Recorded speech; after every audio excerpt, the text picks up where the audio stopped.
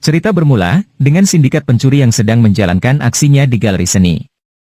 Wisung adalah hacker yang sangat handal. Dia memantau CCTV yang sudah dia retas dengan sebuah laptop. Sedangkan yang beroperasi di lapangan adalah gadis cantik bernama Go Nabiol. Dia adalah gadis lincah layaknya manusia laba-laba. Nabiol mencuri sebuah lukisan Buddha, namun sayangnya benda kecil terjatuh darinya yang membuat sistem keamanan sontak mengeluarkan alarm. Wisung panik meminta Nabiol untuk segera lari, namun Nabiol menyempatkan untuk mengambil lukisan itu. Setelah terjadi aksi kejar-kejaran, Nabiol pun berhasil dikepung oleh beberapa penjaga. Besoknya para polisi menyelidiki TKP. Seorang pria bernama Lee Tae-jun, dia adalah penyidik asuransi yang ikut serta. Pemilik galeri seni yang bernama Bu Kim, dia marah-marah karena dia sudah membayar mahal untuk keamanan tapi galerinya masih kebobolan. Sedangkan Lee Tae-jun dia masih menyidik setiap ruang dan patung seni. Kiho temannya mengajaknya untuk kembali ke kantor dan mengurus asuransi yang harus dicairkan untuk galeri seni. Tae-jun memperlihatkan sebuah soft file yang menunjukkan Bu Kim sudah mencairkan asuransi sebanyak 3 kali dengan nama yang berbeda. Dan Bu Kim sering mengubah nama untuk galeri seninya setiap dia sudah mendapatkan uang asuransi. Tae-jun curiga bahwa Bu Kim hanya pura-pura dirampok untuk mendapat asuransi. Tak lama Bu Kim menghampiri Tae-jun dan Kiho. Tae-jun mengaku sangat menyukai museum. Bahkan dia pun menganalisis setiap ruang di pameran itu di depan Bu Kim. Tae-jun mengarahkan pandangannya pada patung-patung seni, lalu dia menunjuk pada satu patung yang menurutnya berbeda dengan patung-patung lainnya. Wajah Bu Kim pun sontak merasa tak nyaman. Lalu Tae-jun menyentuh patung itu, dan yang terjadi adalah sebuah ruangan rahasia terbuka. Kiho terkejut dan tak percaya. Sedangkan Tae-jun masih dengan wajah santai mengajak Bu Kim untuk melihat ruangan itu.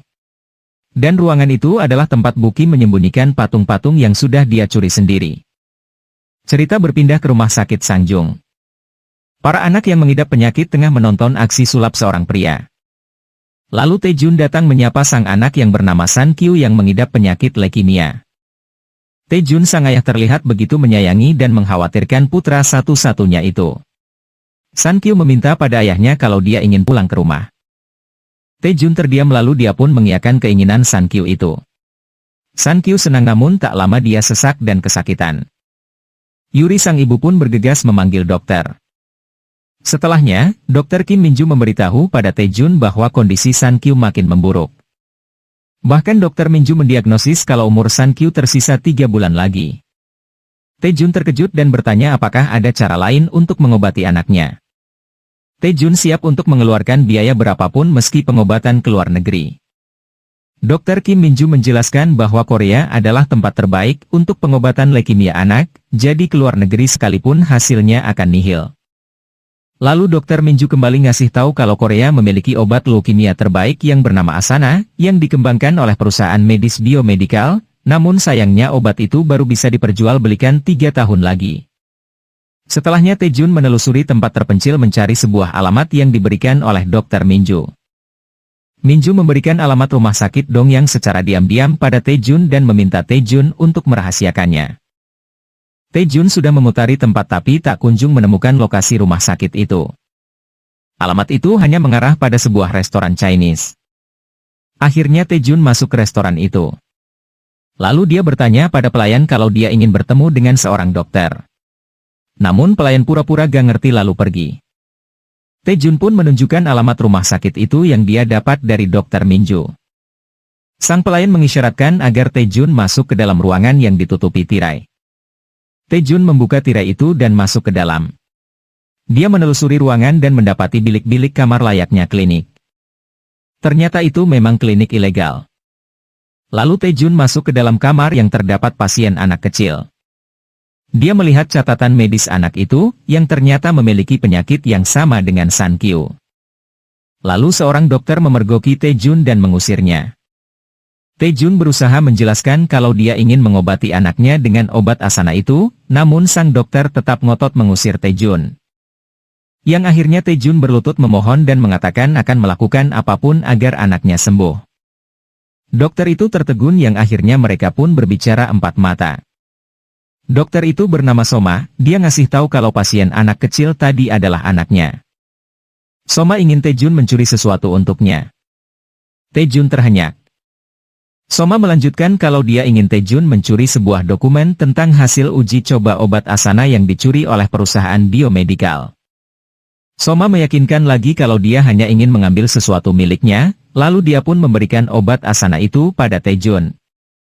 Taejun ragu karena mencuri adalah hal yang bertolak belakang dengan pekerjaannya sebagai penyelidik. Tapi akhirnya Taejun menyanggupi. Dia memberikan obat itu pada Dr. Minju, dan menyuntikkannya pada Sankyu. Dan setelah beberapa jam, keadaan Sankyu mulai membaik. Namun obat itu harus diberikan pada Sankyu secara teratur karena kalau tidak, keadaannya akan memburuk. Taejun melihat foto-foto kebersamanya dengan sang anak, tak lama istrinya dan Pak Cho teman kecil Taejun menghampirinya. Yuri terlihat khawatir dengan obat itu, namun Taejun menenangkan kalau obat Asana itu aman dan akan membuat Sankyu sembuh total. Begitupun dengan Pak Choi yang meminta Yuri untuk mempercayakan semuanya pada Taejun. Setelahnya Taejun pun mengundurkan diri dari perusahaannya. Atasannya yang bernama Direktur Jang sangat keberatan karena Taejun adalah pegawai yang handal dan sudah bergabung di perusahaan selama 19 tahun. Direktur Jang mengatakan bahwa Taejun bisa kembali kapanpun jika dia mau. Cerita berpindah ke sebuah pesta nenek Jung yang mana itu adalah nenek dari Wisung sang hacker. Nabiol datang berniat untuk mengejar Wisung karena tidak membagi hasil dari kerja sama mereka. Nabiol mengejarnya dengan begitu marah, sedangkan Wisung yang cupu dia ketakutan dan mencoba terus menghindari Nabiol. Sampai di tepi jalan, Wisung dihampiri oleh Taejun dan memintanya untuk masuk mobil. Nabiol tak putus asa mengejarnya dengan sepeda motor, terjadilah aksi kejar-kejaran di jalanan. Di dalam mobil, Taejun tahu kalau Wisung dan Nabiol adalah sekelompok pencuri yang mengambil lukisan Buddha. Kepiawaian Nabiol akhirnya bisa menyalip mobil Taejun, lalu dia marah meminta Wisung untuk keluar. Taejun pun mengajak Nabiol untuk masuk juga ke mobilnya, karena banyak orang yang sudah memotret aksinya tadi. Di sebuah restoran, Taejun mengajak Wisung dan Nabiol untuk bekerja sama, dan menawari mereka imbalan yang lebih besar. Nabiol setuju, begitupun dengan Wisung. Taejun menjelaskan lagi kalau ini pencurian pertama dan terakhir baginya. Ketika putranya sudah sembuh dari leukemianya, Taejun akan menyerahkan diri ke polisi tanpa menyebut nama Wisung dan Nabiol. Taejun menyewa sebuah gedung kosong untuk persiapan mereka. Dia memberitahu lokasi penyimpanan dokumen Asana yang terdapat banyak CCTV. Lalu dia memperlihatkan seorang manajer keamanan biomedikal yang bernama Roy. Yang mana saat aksi Nabiol dan Wisung nanti, jadwal Roy sedang latihan olahraga jadi Roy tidak ada di biomedikal. Taejun mempertegas lagi kalau Wisung dan Nabiol hanya akan menyelinap dan mengambil dokumen itu untuk diberikan ke pemilik aslinya. Malam operasi pun tiba, Taejun memantau mereka lewat monitor besar di gedung itu. Wisung menyamar menjadi karyawan di perusahaan biomedikal. Sedangkan Nabiol menyelinap lewat lantai atas. Nabiol pun memasang bom pemutus listrik yang membuat listrik akan mati dalam 15 menit lagi. Sementara itu, Roy sang kepala keamanan tengah latihan di ring tinju. Lalu dia mendapat telepon dari nomor rahasia, yang memberitahu ada pencuri di biomedikal. Roy bergegas ke sana dan meminta bawahannya untuk memeriksa setiap sudut di biomedikal. Sementara Wisung dan Nabiol yang ketahuan bergegas berlari ke pangkalan data. Di ruangan server, Wisung dan Nabiol bersembunyi dari kepungan para penjaga. Seketika listrik pun padam akibat bom pemutus listrik yang Nabiol pasang sebelumnya. Itu menyelamatkan mereka dari para penjaga. Yang akhirnya Nabiol pun mulai menghabisi penjaga satu persatu di tengah kegelapan. Setelahnya, Wisung berhasil menyalin dokumen hasil uji coba obat Asana, dan menghapus data itu dari server data biomedikal. Taejun yang mendapat laporan itu lega dan meminta mereka untuk keluar dengan hati-hati. Dan dokumen yang berhasil disalin oleh Wisung itu langsung terhubung ke laptop milik Soma. Lalu dia pun menelpon Taejun dan menipunya dengan mengatakan kalau dokumen yang Wisung kirim itu berisi data kosong. Soma marah dan membatalkan kesepakatan mereka untuk menyembuhkan Sankyu. Taejun terkejut mencoba menjelaskan namun sayang Soma menutup teleponnya. Taejun langsung menghubungi Wisung dan memarahinya karena gagal menyalin dokumen itu. Wisung membela diri, dia yakin 100% kalau dia berhasil menyalin dokumen itu. Taejun putus asa, dia sangat marah. Lalu dia berlari ke gedung seberang lokasi biomedikal untuk menyelamatkan Nabiol dan Wisung. Karena biomedikal sudah dijaga penuh oleh polisi. Sementara Soma setelah mendapatkan dokumen itu dan menipu Taejun, dia menelpon seseorang kalau polisi sudah berjaga di biomedikal untuk menangkap Taejun. Di sisi lain, Nabiol dan Wisung masuk ke lift barang. Sementara Taejun dia panik namun prioritasnya tetap menyelamatkan Nabiol dan Wisung. Roy sang penjaga keamanan sudah berada di losmen biomedikal dan langsung mengejar mobil yang dikendarai Taejun. Taejun keluar dari mobil dan berlari ke arah lift barang untuk menjemput Wisung dan Nabiol. Namun ternyata Soma memasang bom di lift itu yang menyebabkan lift itu hancur dalam sekejap. Taejun yang berada di dekat lift terkena puing-puing yang membuatnya begitu kesakitan. Melihat lift yang dinaiki Nabiol dan Wisung hancur, dia terperangah mengkhawatirkan keadaan anak buahnya. Taejun pun ditangkap. Kiho sangat terkejut melihat Taejun, lalu mengajaknya untuk berbicara empat mata di dalam mobil. Kiho bertanya apa yang terjadi. Taejun menjelaskan bahwa dia melakukan semua ini demi San Kyu untuk mendapatkan obat Asana. Tak lama, bawahan Kiho mengabarkan bahwa tidak ditemukan jasad di puing-puing lift itu. Taejun lega, yang berarti Nabiol dan Wisung berhasil selamat dan melarikan diri. Dengan wajah memelas Taejun memohon untuk memberikannya waktu seminggu untuk mencari obat itu, setelahnya Taejun bersedia menyerahkan diri. Di rumah sakit, para polisi pun mendatangi Yuri dan menanyakan keberadaan Taejun yang sekarang menjadi buron. Yuri terkejut dan tak percaya. Sedangkan Taejun dia berjalan ke suatu tempat dengan topi dan tangan yang masih diborgol. Di sisi lain, Huang sang artis teater tengah memainkan perannya di panggung teaternya sendiri.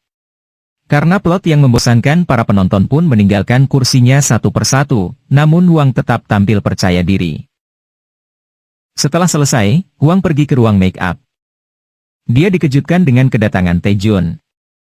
Sontak Huang menunjuknya karena kesal atas kejadian 3 tahun lalu. Jadi Huang ini adalah seorang penipu yang pernah ditangkap oleh Lee Taejun. Setelah menceritakan kondisinya saat ini, Taejun pun meminta bantuan Huang agar meminjamkan tempatnya untuk persembunyian Taejun sementara. Taejun kembali meminta bantuan Huang untuk mencari Wisung dan Nabiol karena hanya mereka berdualah yang bisa membantu Taejun. Walau kesal tapi Huang bersedia membantu. Di sebuah tempat rahasia, para elit tengah berkumpul, termasuk dengan Direktur Jang atasan Taejun di perusahaan asuransi. Dia membagikan amplop berisi deposito keuntungan dari penjualan saham biomedikal. Jadi mereka adalah orang-orang yang menjebak Taejun di pencurian itu, untuk menaikkan saham, atas perintah dari Direktur Rahasia. Para elit sendiri pun belum mengetahui wajah dari direktur itu yang selama ini mengendalikan mereka. Di sisi lain, Roy sang kepala keamanan biomedikal dipecat. Bahkan perusahaan pun menuntut kompensasi atas semua kerugian. Di rumah sakit, Yuri terlihat begitu pucat menantikan kedatangan Taejun. Kiho pun menghampirinya, lalu meminta pada Yuri untuk tidak cemas karena saat ini Taejun sedang berusaha mendapatkan obat untuk San Kyu. Lalu Yuri didatangi oleh Pak Choi, teman kecil Taejun. Choi pun khawatir dengan kondisi Taejun, dia berjanji jika Taejun dipenjara dia akan melakukan segala cara untuk membebaskan Taejun. Sementara itu, Huang pun berhasil menemukan Nabiol yang sedang panjat tebing. Huang menghampirinya dan mengatakan kalau dia utusan Taejun. Nabiol terkejut dan kesal karena Taejun belum sempat membayar upah kerjanya. Tak lama Wisung pun datang dan berlaga genit di depan Huang yang kecantikannya memikat hati Wisung. Di teater, Wisung berlari memeluk Taejun, dia senang Taejun selamat dari reruntuhan lift itu. Seketika Nabiol pun menendang Wisung yang menghalanginya untuk berbicara dengan Taejun. Huang bergidik ngeri melihat kelakuan Nabiol. Taejun mengatakan kalau dia sudah ditipu oleh Soma, lalu Nabiol pun memberitahu kalau klinik ilegal yang diceritakan Taejun kini hilang tanpa jejak. Wisung pun memberikan sebuah video CCTV kalau anak buah Soma yang menaruh perangkat bom di lift barang itu hingga meledak. Kini Taejun merencanakan balas dendam untuk memancing Soma keluar. Dia meminta pada Wisung untuk mengunggah di situs web saham, kalau mereka punya data curian obat Asana dan akan menjual ke perusahaan farmasi manapun yang menawarkan harga tinggi. Wisung dan Nabiol setuju, begitupun Huang yang juga akan bergabung. Di sisi lain, Soma membeli perusahaan farmasi Donggang yang akan bangkrut dan akan mengembangkan obat Asana di farmasi itu. Tak lama direktur rahasia menelponnya dan memberitahu unggahan di situs web, bahwa pencuri data itu akan segera melaunching obat Asana dalam waktu dekat. Soma menyangkal, bahwa itu tidak mungkin karena sekarang pun dia memiliki datanya, dan sedang berusaha mengembangkan obat itu. Setelahnya Nabiol menyelinap masuk ke perusahaan farmasi Donggang, dia menempelkan kamera tersembunyi dan alat perekam di meja Soma. Sedangkan Taejun dia memonitori dari monitor besar di dalam mobil van. Malamnya di markas, mereka berhasil menyadap dan mendengarkan obrolan Soma. Sejauh ini rencana mereka berjalan mulus membuat Soma gelisah. Di ponsel Taejun, Huang melihat video kamera pengawas di kamar San Kyu yang sering diamati Taejun, yang ternyata San Kyu akan segera dipindahkan. Taejun sontak terkejut dan bergegas berlari keluar menghiraukan bahwa kini dia adalah buron. Taejun pun berhasil menyamar dan masuk ke rumah sakit, namun dia sedikit kesusahan karena banyaknya polisi yang berjaga. Nabiol masuk ke rumah sakit dan menyamar sebagai perawat untuk menghentikan Taejun. Sementara Wisung yang memonitori dari kamera pengawas yang di atas begitu was-was dan takut. Taejun berhasil melihat ranjang San Kyu yang akan dipindahkan. Dia begitu sedih dengan tatapan kosong berjalan ke arah San Kyu dan Yuri, tanpa memedulikan hal lain. San Kyu melihat sang ayah dari jauh, dia tersenyum. Taejun yang akan mendekat ke arah San Kyu, dia ditarik oleh seseorang untuk menjauh dari tempat itu. Orang itu adalah Roy, yang mengajak Taejun ke mobilnya. Dengan tatapan tajam Roy menanyakan dalang dari semua ini, karena Roy tahu Taejun hanyalah orang yang dimanfaatkan. Taejun pun mengiyakan bahwa dia hanya diiming-imingi obat leukemia untuk menyembuhkan anaknya. Lalu Taejun mengajak Roy untuk balas dendam, dan bergabung dengannya. Roy diajak ke markas. Wisung memberitahu bahwa Soma sudah menghubungi perusahaan farmasi Maizuru Jepang untuk bekerja sama mengembangkan obat Asana. Taejun merencanakan untuk menyamar sebagai pemilik farmasi Maizuru dan mengelabui Soma. Besoknya, Nabiol masuk ke farmasi Donggang dan menyelinap ke server telepon mereka yang akan diretas oleh Wisung. Sedangkan Wisung, Taejun, Huang dan Roy mereka memantau dari monitor besar. Wisung pun meretas server telepon itu, agar jika Soma menghubungi perusahaan Maizuru, dia akan tersambung dengan telepon milik Wisung. Soma pun menghubungi pihak Maizuru yang sudah dibajak oleh Wisung. Soma meminta rapat pertemuan untuk membicarakan kerjasama mereka. Nabiol yang berpura-pura menjadi sekretaris akan menjadwalkannya. Besoknya Huang menyamar sebagai Laura Kim, CEO Maizuru. Sebagai artis teater penyamarannya berjalan dengan mulus. Para member yang menyaksikan di monitor besar ikut takjub dengan akting Huang. Huang pun akan berinvestasi di perusahaan Soma untuk pengembangan obat Asana. Huang berlaga kalau dia ragu, lalu pergi meninggalkan tempat itu. Soma mengejarnya, dan bertanya kenapa pihak Maizuru ragu. Huang menjelaskan tentang isu kalau farmasi biomedikal juga mempunyai data Asana itu. Soma ngeyakinin kalau itu hanyalah rumor. Soma yakin kalau data Asana sudah tidak ada di biomedikal karena dulu Taejun menghapusnya ketika mencuri data itu. Huang pun meminta uji coba untuk meyakinkan obat Asana yang dimiliki Soma adalah asli. Besoknya, para tim mulai beroperasi di perusahaan Maizuru cabang, untuk mengambil alih perusahaan itu sebentar untuk mengelabui Soma. Huang bertugas menyambut Soma di lobi, sedangkan Roy dan Nabiol mengubah ruangan CEO seakan-akan ruangan itu milik Huang. Setelahnya Nabiol memasuki lab dan menaruh banyak kecoa yang membuat para karyawan sontak berlarian. Di rumah sakit, keadaan San Kyu kritis yang ngebuat Yuri sangat panik. Taejun yang melihat San Kyu dari kamera pengawas, dia panik berharap agar San Kyu bertahan sebentar lagi. Sementara di lab, Soma melihat Roy, lalu beranjak pergi meninggalkan lab karena marah. Dia pun sontak membatalkan kesepakatannya dengan perusahaan Maizuru. Roy pun menyamar sebagai utusan biomedikal yang juga akan bekerja sama dengan Maizuru untuk mengembangkan Asana. Soma terkejut karena setaunya dokumen Asana sudah tidak ada di biomedikal. Roy pun memprovokasi jika Asana yang dimiliki Soma itu palsu. Karena tak terima, Soma akhirnya ingin membuktikan bahwa Asana miliknya itu asli, dan memutuskan tetap bekerja sama dengan Maizuru. Di sisi lain Taejun dengan tatapan kosong memasuki lift, dan bergegas berlari untuk mengambil Asana agar nyawa anaknya terselamatkan. Sementara Huang diam-diam mengambil obat Asana milik Soma lalu pergi keluar dan memberikannya pada Taejun. Setelahnya, Soma membuka dokumen dan memberikan salinan formula dari obat Asana. Huang, Nabil, Roy dan Wisung tersenyum bahagia karena berhasil mengelabui Soma.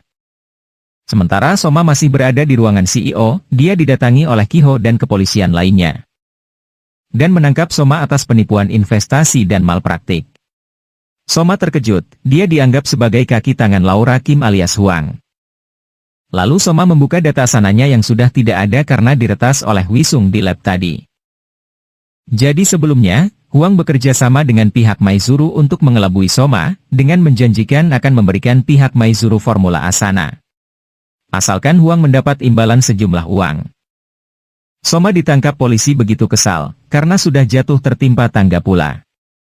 Di sisi lain, Taejun berlari ke rumah sakit dengan membawa obat Asana, namun sayang sudah terlambat, Sankyu meninggal dunia. Taejun terus berusaha berlari sampai akhirnya melihat Sankyu yang sudah ditutupi kain. Seketika dia terpaku dengan tatapan kosong dan tubuhnya yang begitu lemas. Taejun masih terkejut sampai kepolisian datang menangkapnya, dia hanya menangis karena keterlambatannya.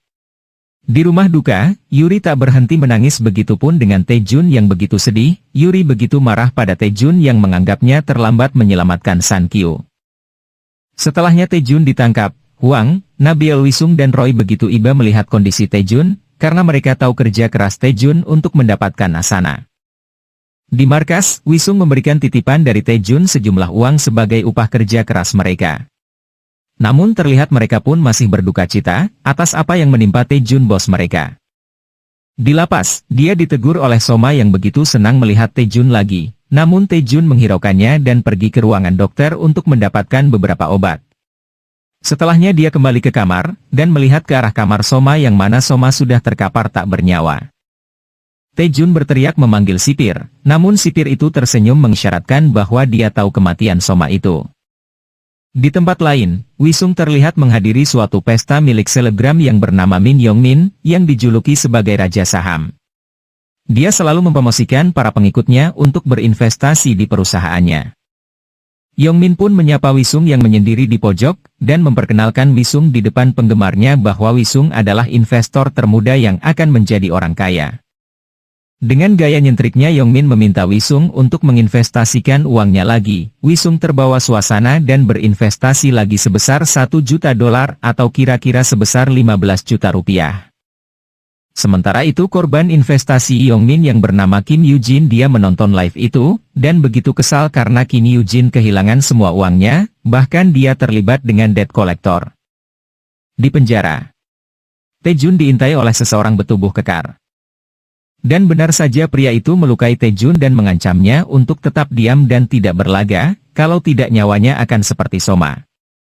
Di sisi lain, Huang, Nabil dan juga Wisung masih berkomunikasi dan bertemu. Wisung menyarankan agar Huang berinvestasi sepertinya, namun Nabil memarahinya karena yakin Wisung ditipu oleh Yongmin sang raja saham. Wisung pun memperlihatkan video Yongmin yang dia yakini bukanlah seorang penipu. Huang pun berkomentar, sebagai senior di dunia penipuan bahwa Yongmin adalah penipu profesional yang terlihat dari cara bicaranya. Wisung pun kesal. Setelah 1 tahun Taejun pun dibebaskan, dia sudah ditunggu oleh Kiho. Pak Choi pun menjemput Taejun dan mengantarnya ke rumah Abu Sankyu. Taejun menatap foto sang anak lalu menangis karena merasa bersalah. Di dalam mobil, Pak Choi terus berusaha membantu Taejun termasuk keinginan Yujin yang ingin berpisah dari Taejun. Di sisi lain, Nabil dan Wisung menghadiri seminar investasi Yongmin, dan ternyata Huang pun ada di sana. Yongmin pun menyuarakan tentang para investornya yang sudah banyak menjadi orang yang sukses. Yujin sang korban yang juga ada di sana tak tahan dengan kebohongan Yongmin. Akhirnya dia angkat suara. Dia mengatakan bahwa uang yang dia investasikan gagal, otomatis uangnya menghilang yang membuat Yujin terjebak debt collector. Yongmin pun panik.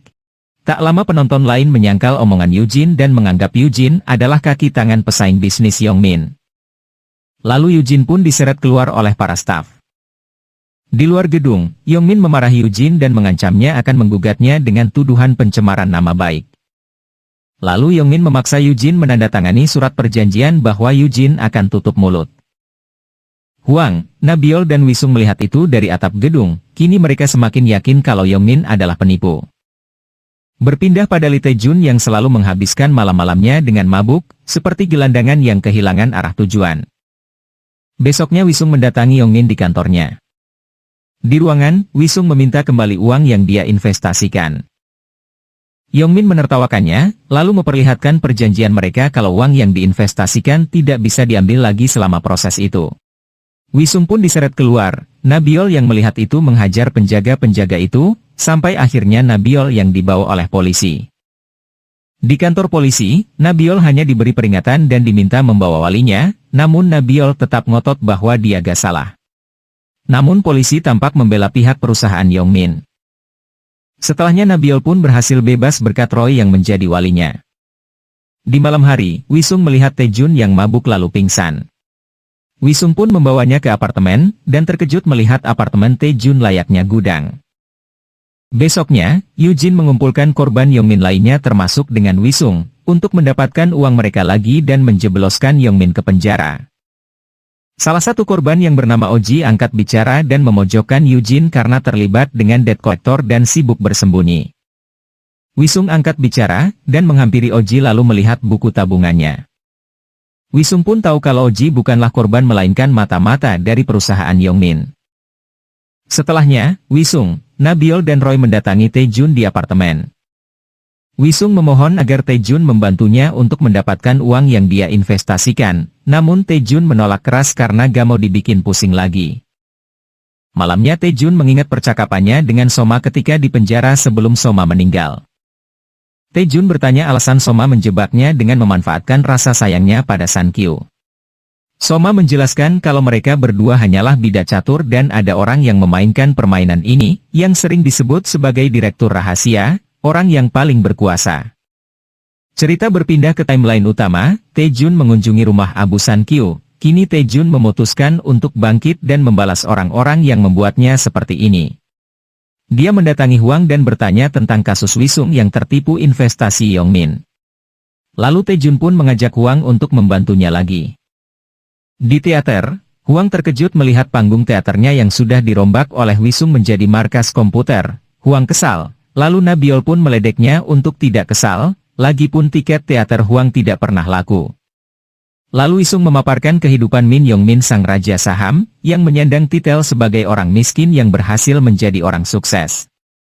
Ternyata perusahaan investasi Yongmin pun berkolusi dengan kepolisian, jadi para korban yang mengadu dan laporkannya, itu sia-sia. Yang berarti Min Yongmin memiliki koneksi yang besar dan didukung oleh orang yang berkuasa pula. Tae-jun pun memikirkan sebuah cara, dan meminta Wisung mencetak undangan lalu mengirimkannya pada Yongmin. Di sisi lain, Yongmin sedang mengadakan siaran langsung di sosial medianya. Dengan bangga dia memberitahu viewersnya, kalau dia mendapat undangan VVIP untuk acara konglomerat, yaitu acara yang dibuat Lee Tae-jun dan tim. Di sebuah pesta klub kuda, Yongmin hadir dengan tripodnya yang sedang melakukan siaran langsung ala-ala selebgram. Huang dan Tae-jun menyamar sebagai sepasang suami istri dari keluarga bangsawan. Yongmin pun menghampiri mereka.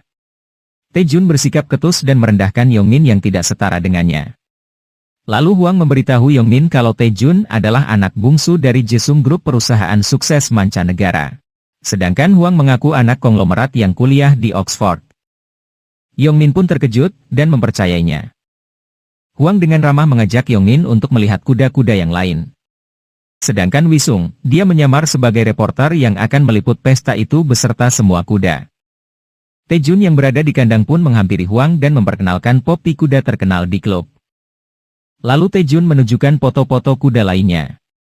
Ketika Yongmin lengah, Huang diam-diam mengambil ponsel Yongmin dan segera menjauh, dia pun memberikannya pada Wisung yang langsung dipasang software peretas pada ponsel Yongmin.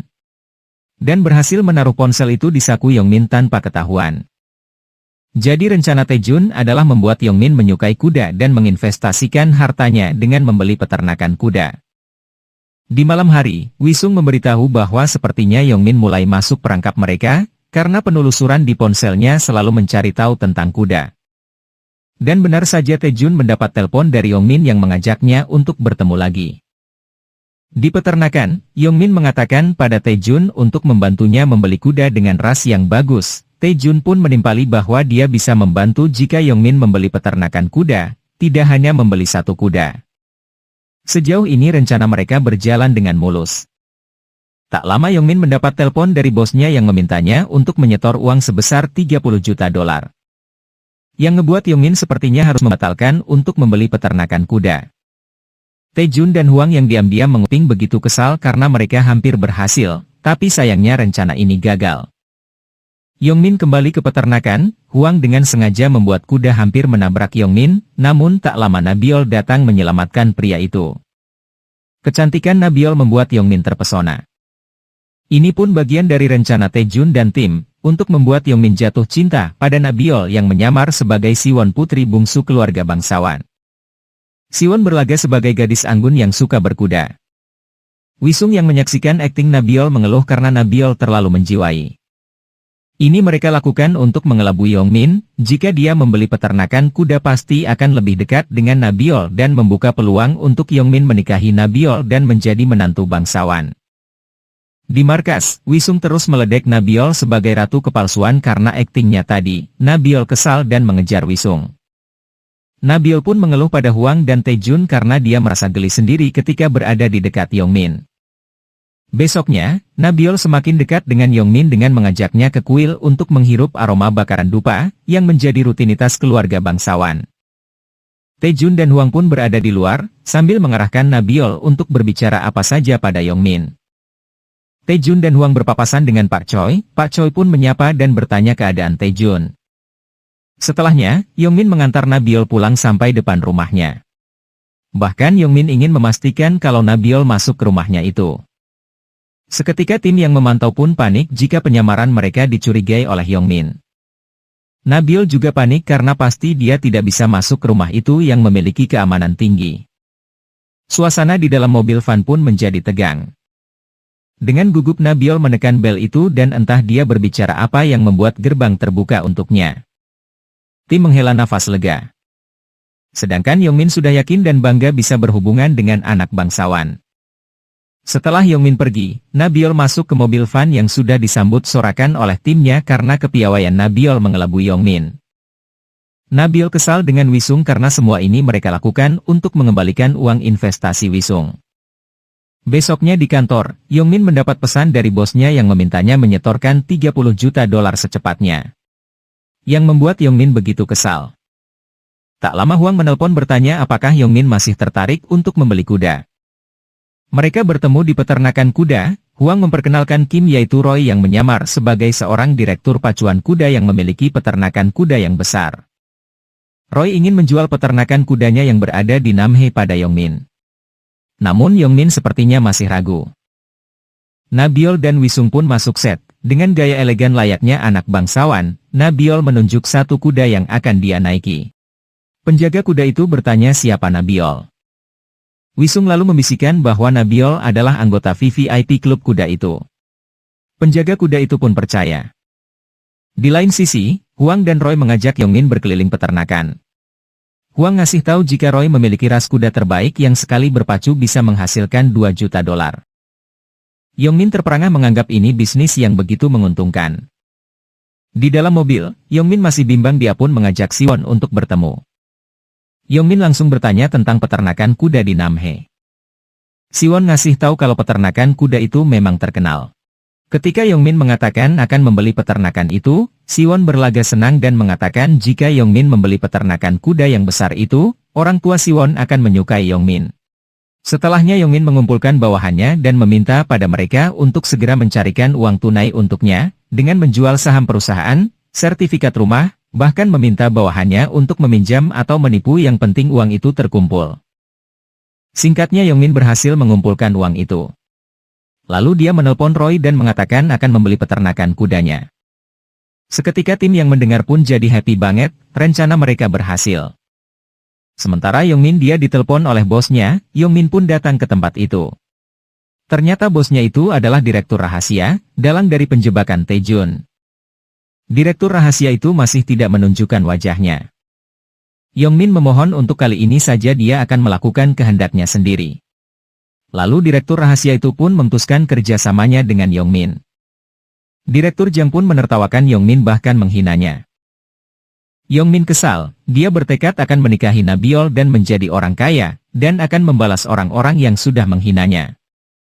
Di markas, tim pun sedang bersantai.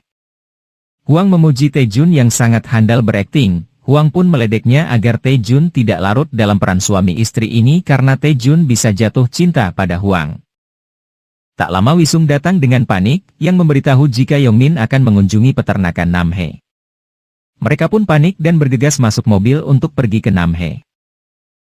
Di dalam mobil van, para tim begitu panik karena mereka harus tiba lebih awal sebelum Yongmin. Wisung meretas sistem peta di mobil Yongmin, dan itu berhasil membuat Yongmin terkecoh dan berbelok ke kota lain. Yang membuat Yongmin malah tiba di peternakan sapi. Tim Taejun mulai mempersiapkan semuanya, memasang penyadap dan kamera pengawas. Sedangkan Wisung dia bertugas untuk membuat sertifikat palsu. Yongmin pun tiba di Namhae, yang sudah disambut oleh Roy. Lalu Taejun dan Huang menghampiri, dan mengatakan sedang menghadiri konvensi kuda di sini. Mereka pun membawa Yongmin menemui kuda-kuda itu, tapi ternyata pemilik peternakan kuda yang asli ada di sana. Roy berusaha mencegah Yongmin dengan mengatakan bahwa ayahnya tidak tahu kalau Roy akan menjual peternakan ini. Taejun pun mengatakan jika sekarang bukan waktu yang tepat untuk melihat kuda-kuda itu. Namun Yongmin ngotot dan akan pergi sendiri melihat kuda-kuda yang akan dia beli. Taejun dan Huang panik meminta Wisung untuk melakukan sesuatu. Di peternakan, Yongmin dihampiri oleh Nabiol yang mengatakan sedang menghadiri konvensi kuda. Nabiol pun mengajaknya untuk menemui Tofis kuda andalan Roy. Anggota klub pun menghampiri mereka, dan bertanya siapa Nabiol. Tak lama penjaga kuda datang, dia tahu kalau Nabiol adalah anak dari tamu VVIP klub itu. Dia pun memberitahu anggota klub, dan beruntungnya para anggota mempercayainya dan memperlakukan Nabiol dengan ramah. Yongmin pun sudah yakin, dia akhirnya menandatangani kontrak pembelian itu dengan harga ratusan miliar rupiah. Sesudahnya, Yongmin dan Nabiol menghabiskan waktu berdua dengan minum bersama. Nabiol meminta Yongmin untuk segera menemui orang tuanya. Tim pun memantau lewat kamera pengawas yang mereka pasang. Yongmin menyatakan perasaannya pada Nabiol, yang membuat Wisung cemburu dan kesal. Sedangkan di hotel Yongmin yang akan mencium Nabiol seketika dia pingsan karena minuman yang dia minum sudah diteteskan obat tidur. Yongmin pun tertidur pula selama seharian itu. Dia yang linglung melihat kontrak sertifikat itu lalu mendatangi peternakan. Dia bertanya pada penjaga kemana kuda-kuda miliknya. Yang ternyata kuda-kuda itu sudah dipindahkan atas perintah direktur. Yongmin marah karena dialah pemiliknya, lalu menunjukkan sertifikat miliknya yang sudah berubah menjadi kertas kosong. Ternyata kertas sertifikat itu sudah diracik oleh Huang, yang mana tintanya akan menguap dalam 12 jam. Yongmin panik mencoba menelpon Roy yang nomornya sudah tidak aktif. Tak lama polisi pun datang dan menangkapnya atas penipuan investasi. Di dalam mobil Yongmin masih mengumpat tak percaya dirinya ditipu. Penangkapan Yongmin pun viral. Taejun dan tim yang melihat berita tersenyum senang. Nabiol pun bangga karena dia yang sudah berkontribusi besar atas penjebakan ini. Setelahnya, Taejun dan tim memberikan uang pada Eugene untuk pengobatan adiknya. Mereka juga memberikan uang pada korban-korban yang lain. Taejun dan tim semakin kompak untuk menangkap bedebah-bedebah lainnya. Di tempat lain, para buruh yang dipecat massal tengah berdemo dengan sangat tertib.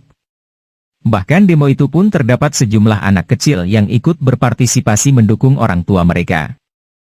Sedangkan dari kejauhan, segerombolan buruh sudah membawa balok dan senjata lain untuk menyerang polisi yang ada di sana. Dan terjadilah baku hantam antara buruh dan polisi. Letnan Park mencoba menengahi perkelahian, dia berteriak untuk tidak saling melukai. Di satu sisi buruh lain datang memakai topi dan masker dengan gagah dan sangat misterius. Sontak dia memukul kepala Letnan Park dengan pipa besi yang membuatnya jatuh seketika, sampai mengeluarkan banyak darah. Setelahnya Ki-ho mendiskusikan masalah ini dengan Taejun. Kondisi Letnan Park koma dan keluarga meminta untuk menangkap pria yang menyerang Letnan Park. Ki-ho pun meminta bantuan Taejun dan timnya untuk menangkap bedebah itu.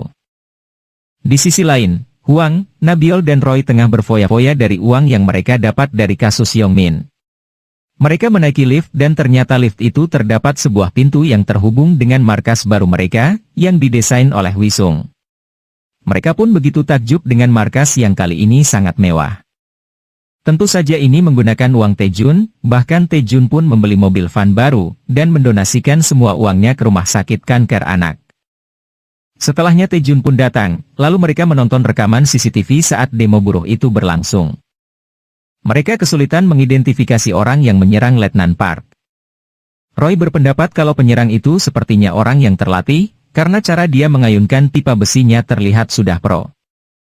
Di tempat lain, antek-antek direktur rahasia sedang berkumpul, terdapat komisaris polisi, dewan anggota majelis, direktur Jang atasan Taejun di perusahaan asuransi, dan orang penting lainnya. Besoknya, di dalam mobil van, Huang meledek Wisung yang diam-diam menyukai Nabiol, namun Wisung mencoba menutupi itu dan mengelaknya. Huang pun tetap meledek, dia mengatakan kalau Wisung harus banyak-banyak berolahraga karena Nabiol menyukai pria yang gagah. Sementara Taejun dia mendatangi kantor serikat buruh, dan menanyakan kasus penyerangan Letnan Park. Buruh itu pun menjawab dengan yakin kalau penyerang itu bukanlah anggota demo, mereka pun tidak mengenalnya. Taejun meminta pada buruh itu untuk mencari bukti jika memang penyerang itu bukan dari anggota mereka. Wanita itu pun memperlihatkan video saat mereka demo jika mereka sama sekali tidak menyiapkan senjata. Para gangster itu datang dengan menyamar sebagai buruh, yang mereka yakini jika gangster itu orang bayaran dari perusahaan yang mereka demo yaitu perusahaan Hyosin. Setelahnya Wisung berhasil mengidentifikasi penyerang itu, yaitu salah satu pegawai dari perusahaan Castle Security. Yaitu perusahaan yang menyediakan jasa security. Taejun dan tim pun yakin kalau perusahaan Castle Security itu diminta oleh perusahaan Hyosin untuk membuat keributan di demo itu. Agar serikat buruh dibubarkan dan tidak menuntut kompensasi. Kini tugas tim adalah menemukan si penyerang, Taejun yakin bisa menemukannya selagi si penyerang itu bukanlah hantu. Di perusahaan Hyosin, Huang mengunjungi CEO, dia menyamar sebagai pemilik perusahaan jasa security, yang menawari pihak Hyosin untuk bekerja sama. Seperti biasa Huang membawa alat-alat penyadap sehingga timnya bisa memantau lewat monitor di mobil van. CEO Hyosin menolak karena selama ini Castle Security tidak pernah mengecewakan perusahaannya. Huang pun menawari akan memberi setengah harga, CEO pun tergiur tapi dia bukanlah orang yang bisa memutuskan untuk kerja sama ini. Di sisi lain, Roy bertugas untuk melamar pekerjaan di perusahaan Castle Security. Roy pun menantang jika semua pegawai Castle Security bisa mengalahkannya, Roy bersedia bekerja tanpa dibayar selama 1 tahun. Tim keamanan pun berdatangan melawan Roy. Taejun dan Wisung yang memantau Roy di monitor bergidik ngeri. Di sisi lain Nabiol memasuki ruangan CEO Castle Security, dia menyalin semua dokumen di laptop CEO itu. Sedangkan Roy masih bertarung dan berhasil menghabisi semua tim keamanan itu. Dia diam-diam melaporkan pada Taejun bahwa para keamanan itu tidak ada yang ahli, mereka tumbang setelah 5 pukulan. Jadi kemungkinan si penyerang Letnan Park itu tidak ada di Castle Security. CEO Jo pun datang. Roy pun merendahkan kinerja tim keamanannya yang menurutnya di bawah standar. CEO Jo tertarik dengan ketangkasan Roy dan langsung menawarinya dengan gaji tinggi. Tapi tak lama CEO Jo mendapat telepon dari CEO Hyosin. Dengan tegas Jo mengatakan kalau penyerangan buruh itu bukanlah berasal dari karyawannya. Taejun yang mendengar percakapan itu menyuruh Roy untuk pergi karena mereka sudah mendapatkan cukup informasi. Di markas para tim pun berdiskusi, mereka yakin kalau penyerangan Letnan Park itu memiliki motif lain. Roy pun masih meyakini bahwa penyerang itu bukanlah salah satu dari karyawan Castle Security. Di tengah kebingungan mereka, Wisung dengan jeniusnya berhasil menemukan mobil yang dinaiki si penyerang itu. Ini menjadi titik terang karena mereka hanya perlu menemukan mobil itu saja. Besoknya, Nabiol membobol dengan mudah mobil yang dinaiki si penyerang dan mengambil memori kamera dashboardnya. Ketika di markas, Wisung mencoba mengidentifikasi wajah si penyerang itu dari rekaman kamera mobil, namun sayangnya wajah itu tidak terdata dimanapun. Roy ternyata mengenali penyerang itu, yang ternyata pria itu adalah tim prajurit Rusia yang dijuluki prajurit hantu. Roy pernah berpapasan dengannya ketika perang Ukraina. Roy memberitahu bahwa prajurit Rusia itu adalah pembunuh bayaran. Jadi ada seseorang yang menyewa pembunuh bayaran untuk membunuh Letnan Park saat demo, seakan-akan menjadi korban dari demonstrasi. Taejun yakin kalau dalang dari penyerangan Letnan Park adalah orang yang tahu jadwal demo serikat buruh, dan yang memerintah Letnan Park untuk mengawasi demo. jadi bisa dibilang bahwa dalang dari penyerangan Letnan Park adalah kepolisian juga. Lalu Tae-jun menceritakan pada Ki-ho tentang kecurigaannya pada Komisaris Kim yang menjadi dalang dari penyerangan Letnan Park. Namun Ki-ho membantahnya kalau itu tidak mungkin, karena Komisaris Kim mengerahkan kepolisian lain untuk menemukan penyerang itu. Setelahnya Tae-jun, Roy dan Ki-ho mengunjungi Letnan Park di rumah sakit. Roy melihat seorang dokter yang sepertinya dia mengenalinya. Roy mengikuti dokter itu dan menyusulnya ke lift. Ternyata pria berjas dokter itu adalah prajurit hantu, orang yang menyerang Letnan Park. Tanpa rasa takut Roy masuk ke lift. Dia langsung menelpon Tae-jun mengisyaratkan kalau dia sudah bertemu dengan prajurit hantu dan memintanya untuk segera ke lantai 5.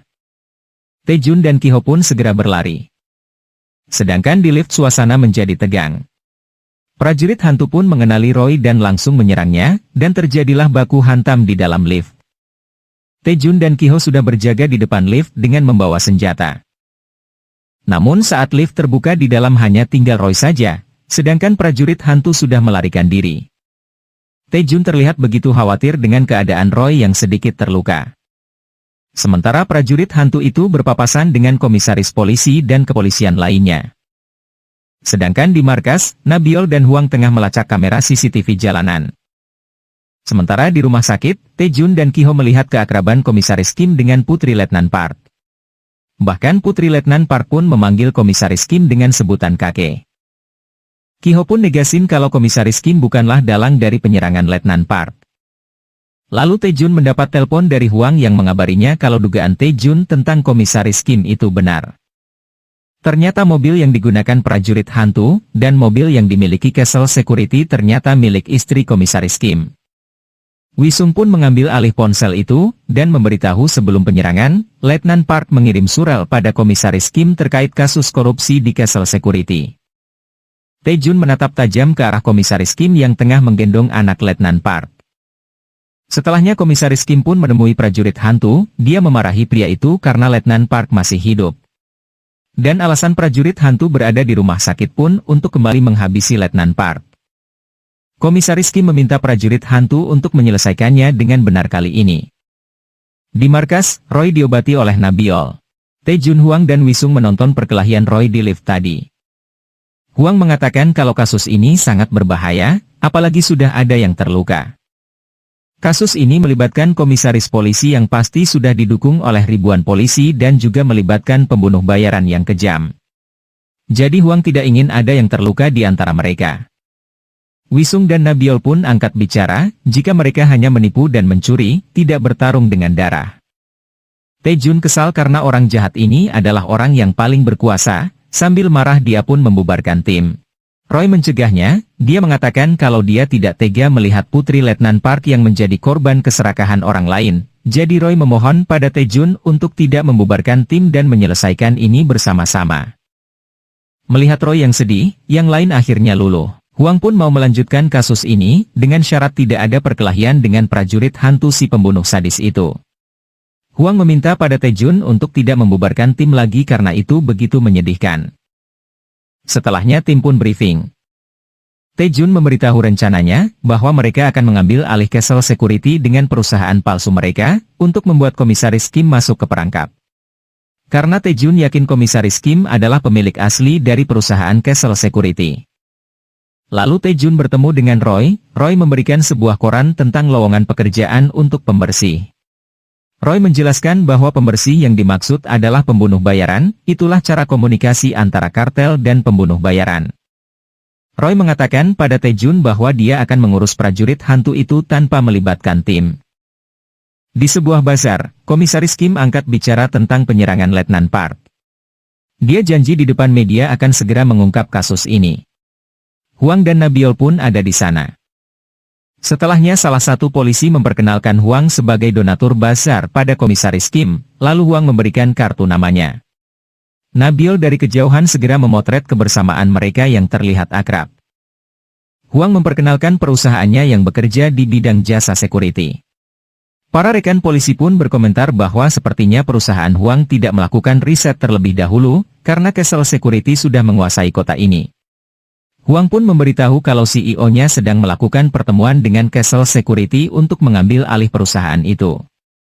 Komisaris Kim pun terkejut dan berhasil terprovokasi. Di Castle Security, Tae-jun menyamar sebagai pria tua pemilik BS Security.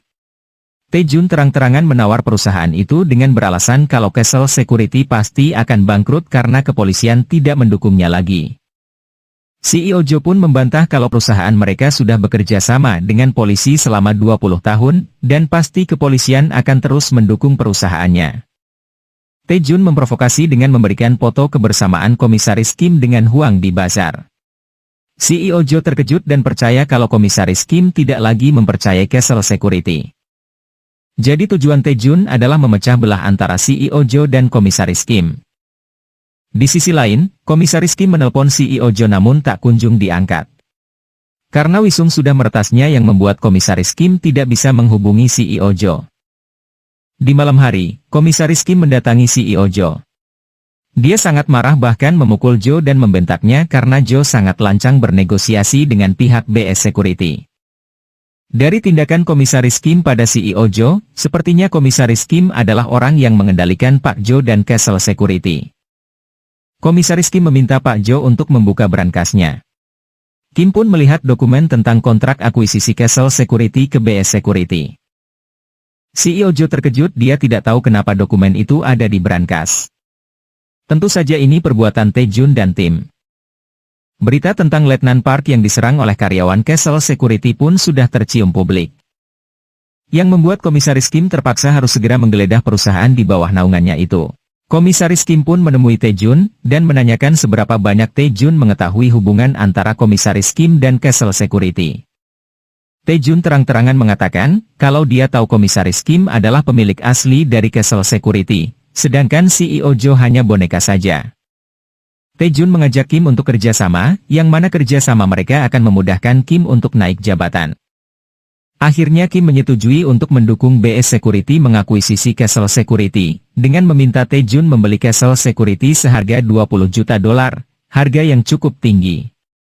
Kim mengatakan, dengan harga tinggi itu Tae-jun tidak hanya mendapat perusahaan, tapi Tae-jun juga sudah mendapat dukungan dari ribuan polisi lainnya. Besoknya, Tae-jun datang ke sebuah tempat rongsokan mobil, untuk menemui Komisaris Kim. Di sana mereka akan menandatangani kerjasama mereka. Kim pun mulai menyinggung, bagaimana cara Tae-jun membuat CEO Jo menandatangani kontrak akuisisi, padahal CEO Jo tidak pernah setuju.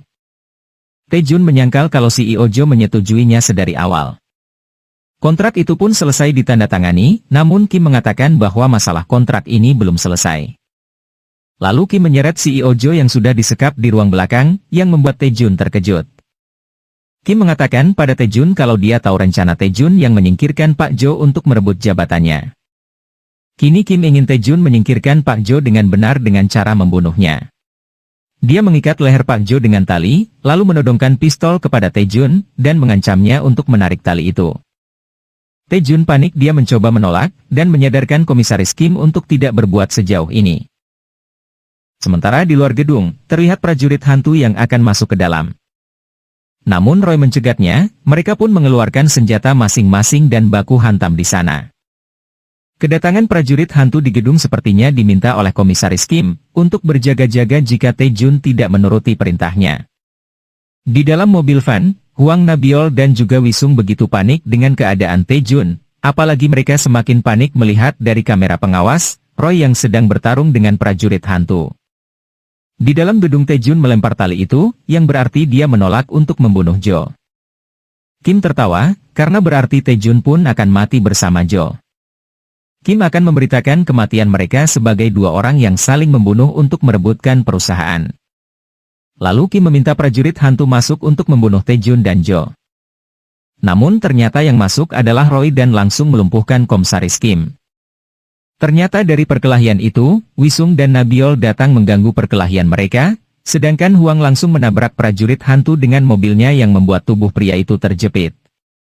Kini Roy memutarkan bukti rekaman percakapan antara Kim dan prajurit hantu, yang memintanya untuk membunuh Letnan Park.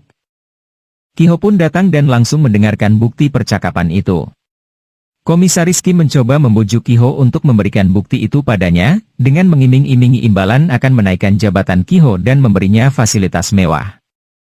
Namun Ki-ho marah, dia berteriak kalau kejahatan Kim sudah tidak bisa ditutupi. Kepolisian lain pun datang dan menangkap Komisaris Kim. Penangkapan Komisaris Kim itu mengguncangkan Korea. Direktur Jang tampak gelisah melihat penangkapan salah satu antek dari direktur rahasia. Tae-jun memberikan sebuah cek pada istri Letnan Park, karena dari penyerangan Letnan Park semua kejahatan Komisaris Kim terbongkar. Setelahnya para tim pun berjalan dengan senyuman yang mereka semua bangga telah menyelesaikan kasus rumit dan berbahaya ini. Namun seseorang memotret kebersamaan mereka, dan memberikannya kepada orang misterius. Besoknya, tim Tae-jun merayakan ulang tahun Nabiol di sebuah kafe. Mereka pun memberi hadiah sebuah amplop uang karena Nabiol sangat menyukai uang. Tapi berbeda dengan Tae-jun yang memberikan Nabiol sebuah surat dari Bu In-suk, yaitu guru Nabiol yang mengajarinya membobol brankas. Tae-jun pun memberitahu Nabiol jika sekarang Bu In-suk berada di panti jompo. Nabiol dan Wisung pergi ke sana untuk mengunjungi Bu In-suk. Mereka pun mengobrol untuk mengobati rasa rindunya. Wisung membawakan Bu In-suk makanan, dan betapa terkejutnya Bu In-suk langsung melahap kue itu seperti orang yang kelaparan. Wisung dan Nabiol terperangah melihatnya. Merasa ada yang tidak beres, Nabiol mengajak Bu In-suk untuk pulang bersamanya. Namun penyakit Alzheimer-nya kambuh, Bu In-suk ketakutan dan terus mengatakan untuk tidak memukulnya. Akhirnya Nabiol memberikan ponsel miliknya agar Bu In-suk menelpon jika terjadi sesuatu. Di markas, Nabiol mencoba merebut ponsel Wisung, mereka pun kejar-kejaran. Roy pun membantu Nabiol agar mendapatkan ponsel Wisung. Tae-jun dan Hwang melihat kelakuan mereka layaknya orang tua. Tak lama ponsel Wisung mendapat kiriman sebuah video, ternyata itu video berisi kekerasan terhadap lansia di panti jompo. Dan orang yang mengirim video itu adalah perawat NG yang merawat Bu In-suk. Besoknya Nabiol datang lagi ke panti itu, dan menanyakan keberadaan perawat NG, namun sayang Bu NG sudah berhenti. Hwang, Nabiol dan Wisung mendatangi Bu NG. NG pun menceritakan semuanya bahwa memang panti jompo itu sering melakukan tindak kekerasan pada lansia, dan pihak panti pun berkolusi dengan kepolisian, jadi melaporkan tindakan mereka itu percuma. Itulah alasan NG dipecat karena mencoba melaporkannya. Bahkan NG pun melakukan sumpah tertulis untuk tidak melaporkan hal ini. Di markas, mereka pun mulai menyelidiki kasus ini. Pemilik panti jompo yang bernama Baek Jong-gu ternyata dia terlibat penggelapan dana.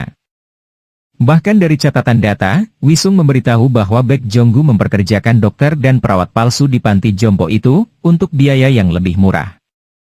Nabiol pun khawatir jika Bu In-suk terus berada di sana. Namun Tae-jun berpikir tidak semudah itu untuk mengeluarkan Bu In-suk. Akhirnya Tae-jun pun menunjuk Wisung untuk menyamar sebagai perawat dan menjaga Bu In-suk. Besoknya Wisung pun melamar ke sana, dan langsung diterima. Setelahnya Wisung memasuki ruangan Direktur Baek In-ho anak dari Baek Jong-gu. Wisung meretas komputernya agar bisa dilihat oleh Tae-jun dan yang lain. Setelah itu, Roy pun melamar sebagai perawat untuk membantu Wisung menjaga para lansia yang lain.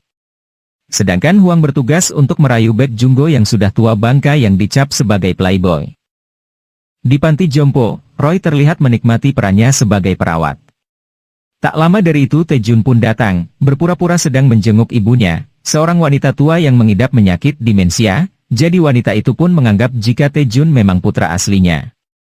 Di ruangan, Tae-jun meminta pada Direktur Baek In-ho untuk menjaga ibunya selama 1 bulan ini, karena adanya masalah di keluarganya terkait warisan. Tae-jun pun memberikan imbalan awal pada In-ho yang memang sangat mata duitan. Di sisi lain, si pemilik panti jompo yaitu Baek Jong-gu, tengah bersama teman-temannya bermain golf. Seseorang melempar bola ke arahnya, Hwang berlari dengan anggun menghampiri Jong-gu untuk mengambil bola itu, Jong-gu terpesona dan menggodanya. Setelahnya mereka kembali bertemu, Hwang menjual kisah sedihnya untuk mendapat simpati Jong-gu. Hwang pun mencoba merayu untuk menunjukkan ketertarikannya pada pria tua itu. Di panti jompo, Roy meminta Wisung untuk tidak memberikan obat-obat yang disediakan oleh pihak panti, karena ternyata itu adalah obat penenang jika dikonsumsi terus-menerus akan menyebabkan kelumpuhan. Di sebuah restoran, Tae-jun memberikan sejumlah uang pada Direktur In-ho karena telah merawat ibunya di panti jompo. Taejun bertanya kenapa pihak panti jompo menentang pembangunan pasaraya, padahal itu bisnis yang menguntungkan dibanding panti jompo. In-ho mengatakan kalau itu keputusan ayahnya, lagipun dia tidak tertarik dengan bisnis itu, karena tahun depan ayahnya akan mewariskan panti jompo itu padanya. Taejun mulai mempengaruhinya kalau itu semua belum pasti. Di sisi lain, Nabiol mendatangi kantor firma. Dia menyamar sebagai sekretaris Baek Junggo dan memberikan sebuah dokumen pada pengacara yang mengurus wasiat Baek Junggo. Dokumen tentang pembatalan warisan yang akan diberikan pada anaknya Baek In-ho. Pengacara itu pun langsung memberitahu In-ho. Besoknya di sebuah mall, Taejun memberitahu In-ho kalau bisa jadi alasan ayahnya mengubah warisan itu karena kekasih barunya. In-ho langsung terkejut ketika melihat ayahnya bersama wanita muda berada di tempat yang sama yang tak lain itu adalah Huang. Taejun mulai memprovokasi, bisa saja kekasih ayahnya itu sedang hamil, yang akan mewariskan semua hartanya pada anak dari kekasihnya yang sekarang. Besoknya, Baek Junggo tahu perbuatan In-ho yang memberi izin pembangunan pasaraya itu tanpa persetujuannya. Junggo pun marah, dia memecat In-ho dari posisi direktur dan mengusirnya dari panti jompo.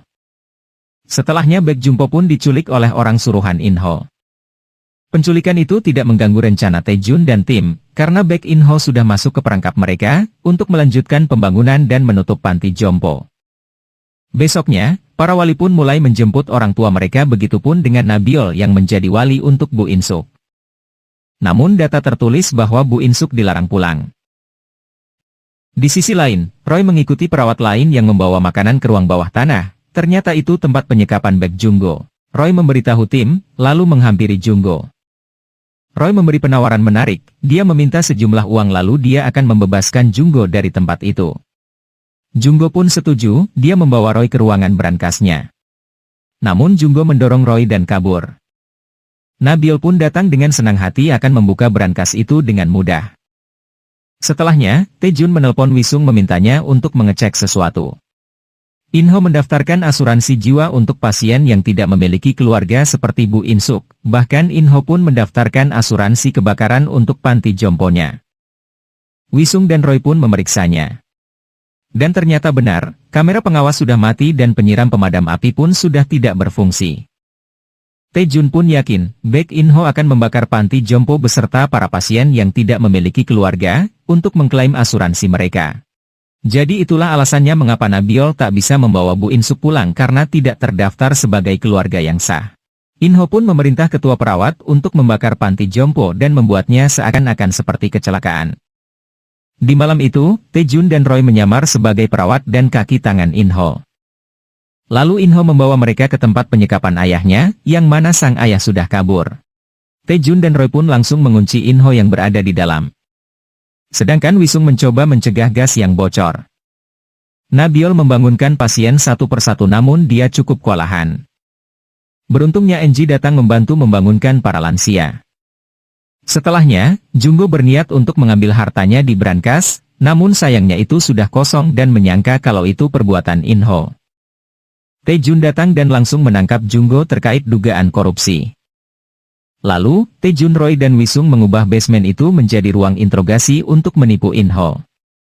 Roy dan Wisung pun berpura-pura menjadi penyidik, yang menanyakan tentang rencana pembakaran panti jompo, kasus korupsi, dan kekerasan pada lansia. Begitupun dengan Baek Junggo yang sedang diinterogasi oleh Lee Taejun. Akhirnya, baik In-ho maupun Junggo mulai membuka kejahatan mereka masing-masing, tanpa mencurigai kalau itu hanyalah interogasi palsu. Wisung menghubungkan semua pengakuan mereka langsung ke telepon kepolisian. Setelah mendapatkan cukup informasi, Taejun, Wisung dan Roy pun bergegas keluar. Sedangkan di luar, para kepolisian sudah berdatangan. In-ho akhirnya sadar kalau dirinya sudah ditipu, dia pun langsung ditangkap, begitupun dengan Baek Junggo. Besoknya, Taejun dan tim membawa para lansia itu ke tempat baru, dan menitipkannya pada perawat NG lalu memberikannya sejumlah uang untuk kebutuhan mereka. Di tempat lain, Direktur Jang bertemu dengan calon Presiden Namyong. Tak lama Pak Choi pun datang, dan memperkenalkan diri sebagai Direktur Riset Ekonomi. Direktur Jang terkejut, yang berarti Pak Choi adalah Direktur Rahasia. Pertemuan itu membicarakan tentang kampanye Capres Namyong. Yang mana langkah pertama mereka adalah mengambil alih rumah sakit Sanjung, sayangnya rumah sakit itu ada sedikit masalah.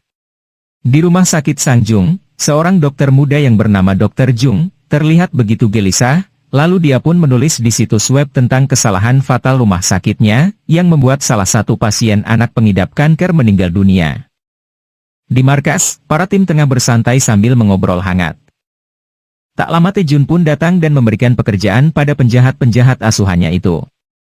Kali ini kasus rumah sakit Sangjung, tentang seorang dokter muda yang membuat pengakuan bahwa pihak rumah sakit memintanya untuk menyuntikkan obat yang masih dalam tahap uji klinis, kepada anak pengidap kanker tanpa izin walinya, yang mengakibatkan anak itu meninggal dunia karena efek samping.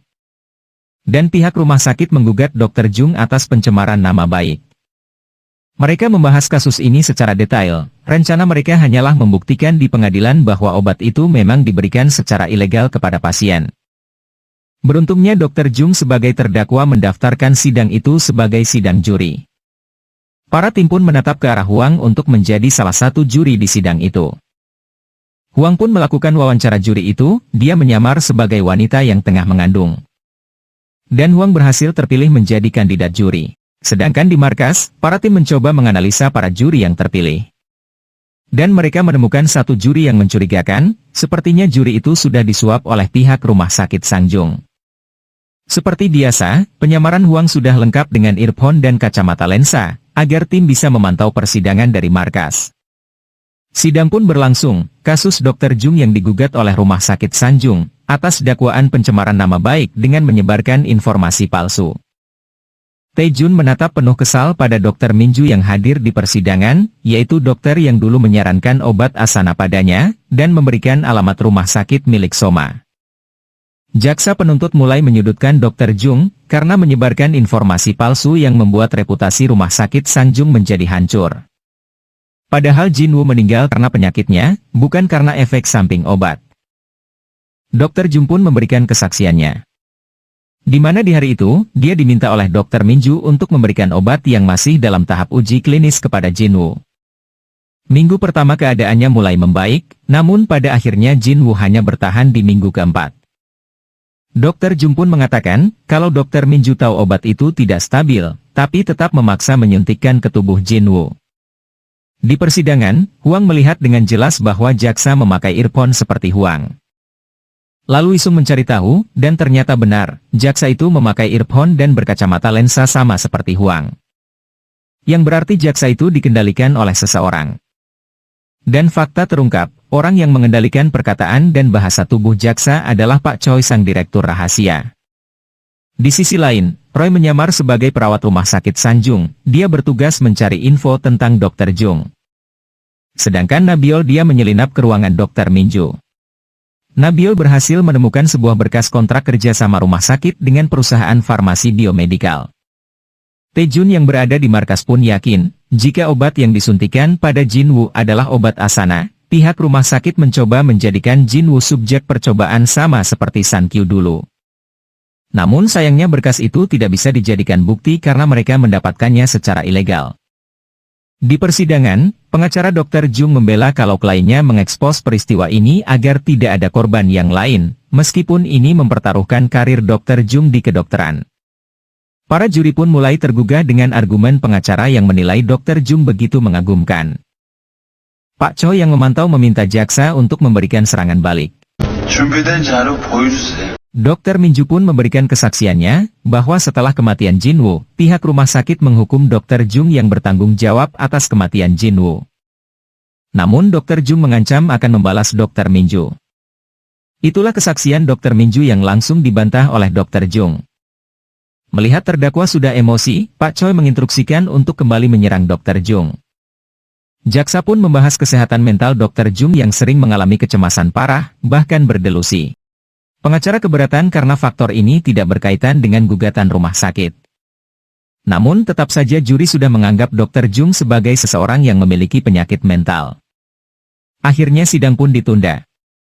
Di ruangan, juri mulai berdiskusi tentang kesaksian Dr. Jung dan jaksa penuntut umum.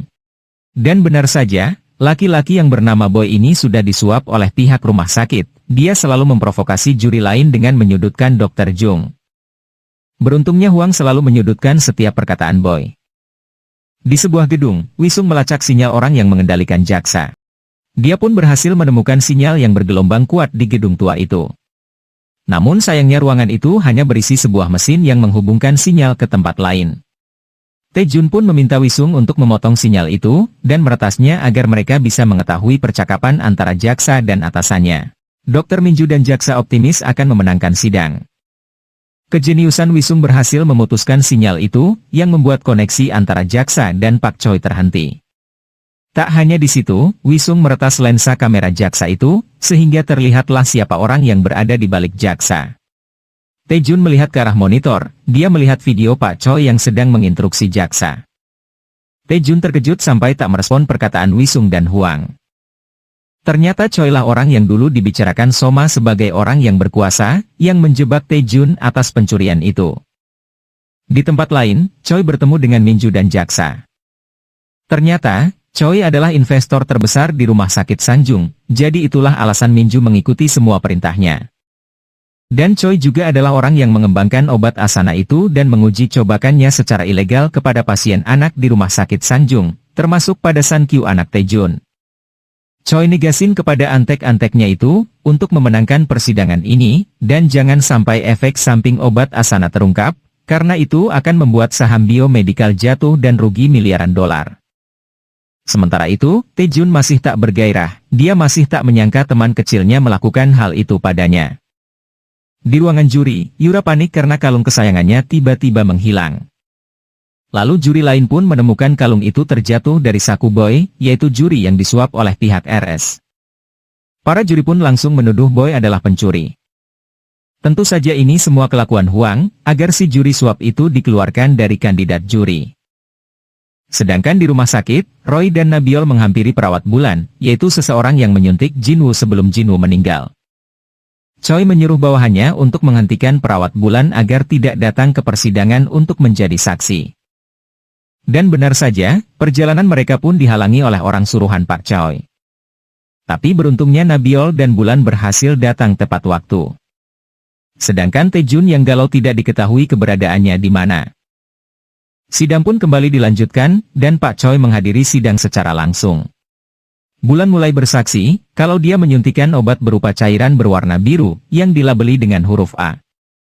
Jaksa pun menyudutkan Bulan dengan memperlihatkan bukti chatan di ruang grup yang berisi curhatan perawat Bulan yang kurang tidur. Jaksa menyudutkan bahwa Bulan salah memberikan obat pada Jinwoo. Perawat Bulan menyangkalnya, namun jaksa tetap menyudutkan karena Bulan yang kelelahan kemungkinan kesalahan mengambil obat bisa terjadi. Kesaksian Bulan itu makin memberatkan Dr. Jung. Hakim pun meminta pengacara untuk memberikan argumen terakhirnya. Namun pengacara mengatakan akan mendatangkan saksi lain, yaitu seorang ayah yang kehilangan putranya karena kasus serupa di RS Sanjung. Choi terkejut dan bergumam kalau itu tidak mungkin Lee Tae-jun yang hadir sebagai saksi. Namun ternyata dugaan Choi salah, Lee Tae-jun datang sebagai saksi sekaligus korban. Para tim pun terkejut melihat kedatangan bosnya di luar dari rencana mereka. Sedangkan Choi keluar dari persidangan, dan memantau persidangan itu dari dalam mobil. Lee Tae-jun bersaksi sebagai ayah yang juga kehilangan anaknya di rumah sakit Sanjung. Lalu Tae-jun pun menyinggung nama Dr. Minju yang saat itu bertanggung jawab atas San Kyu, sekaligus orang yang menyarankan Tae-jun untuk memakai obat Asana yang masih dalam tahap uji coba. Mendengar nama obatnya disebut, Pak Choi kesal. Lalu menginstruksikan jaksa untuk bertanya apakah kesaksian Tae-jun ini berdasarkan kebenciannya pada RS Sanjung. Jaksa pun mengatakan kalau kesaksian Tae-jun itu tidak konkret karena tidak adanya bukti. Tae-jun pun mengeluarkan obat Asana itu, yang masih dia simpan. Jaksa mulai panik begitupun dengan Pak Choi yang berada di dalam mobil. Lalu jaksa memprovokasi bahwa Tae-jun seorang mantan napi yang kesaksiannya tidak dapat dipercaya. Tae-jun pun terbawa emosi, dia marah sambil menunjuk ke arah Dr. Minju yang sudah menjebaknya dan memanfaatkannya untuk menggunakan Asana. Tae-jun meminta pada jaksa untuk memeriksa sidik jari di botol itu, yang pasti terdapat sidik jari milik Dr. Minju. Jaksa menentang bukti obat itu untuk diperiksa. Namun Minju menantang dengan percaya diri untuk memeriksa sidik jarinya. Tentu saja Dr. Minju percaya diri, karena Tae-jun tahu saat penyuntikan itu, Dr. Minju menggunakan sarung tangan. Minju emosi, dia keceplosan kalau sejak awal, dia gak pernah nyentuh obat itu. Akhirnya hakim pun meminta botol obat itu untuk menjadi daftar bukti. Choi di dalam mobil mulai putus asa karena dia sudah menyiapkan semuanya dengan sempurna tapi masih gagal juga. Setelahnya juri berdiskusi, mayoritas dari mereka mengakui Dr. Jung tidak bersalah. Di putusan akhir, hakim menyatakan bahwa Dr. Jung tidak bersalah karena unggahannya di situs web terbukti benar. Dr. Jung pun dibebaskan dari segala macam tuduhan. Setelah sidang, Dr. Jung menyapa Taejun dan berterima kasih karena sudah menjadi saksi. Setelahnya tim pun menyambut Taejun yang sepertinya masih tampak galau. Taejun melihat mobil Choi dan menghampirinya. Para tim mulai bertanya-tanya, siapa Choi ini? Huang ngasih tahu kalau Choi adalah teman kecil Taejun, yang juga menjadi dalang atas masalah ini, sekaligus dalang dari penjebakan Taejun 1 tahun lalu. Taejun menyapa Choi dengan sangat ramah, seolah-olah dia tidak tahu siapa Choi sebenarnya padahal dalam hatinya dia begitu kesal. Di markas, para tim mengasihani Taejun, mereka juga bertanya-tanya apa alasan Pak Choi melakukan hal itu pada sahabatnya sendiri. Di tempat lain, Dr. Minju mendatangi Choi yang meminta Minju untuk pergi ke Filipina sebagai hukuman karena sudah mengacaukan semuanya. Minju memohon namun Choi tetap pada pendiriannya. Sedangkan dari kejauhan Taejun menyaksikan pertengkaran mereka berdua.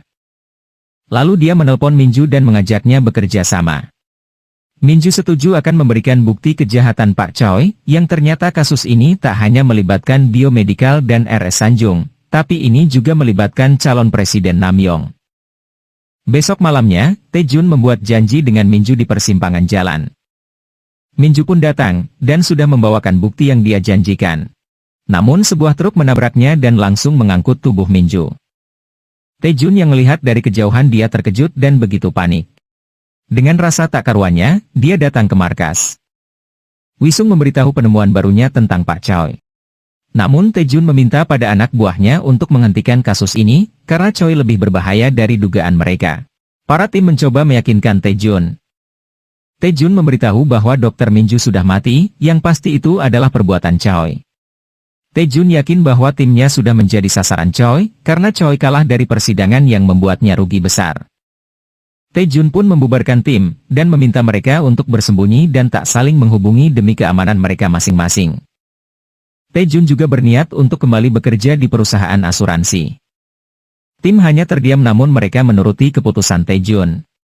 Huang pun menghibau pada adik-adiknya untuk berhati-hati. Besoknya, Taejun datang ke perusahaan asuransi dan mengatakan pada Direktur Jang kalau dia ingin kembali ke pekerjaan lamanya. Direktur Jang tampak gelisah lalu memberitahu Pak Choi tentang itu. Pak Choi pun bingung sebenarnya Taejun tahu apa tidak tentang kejahatan Pak Choi.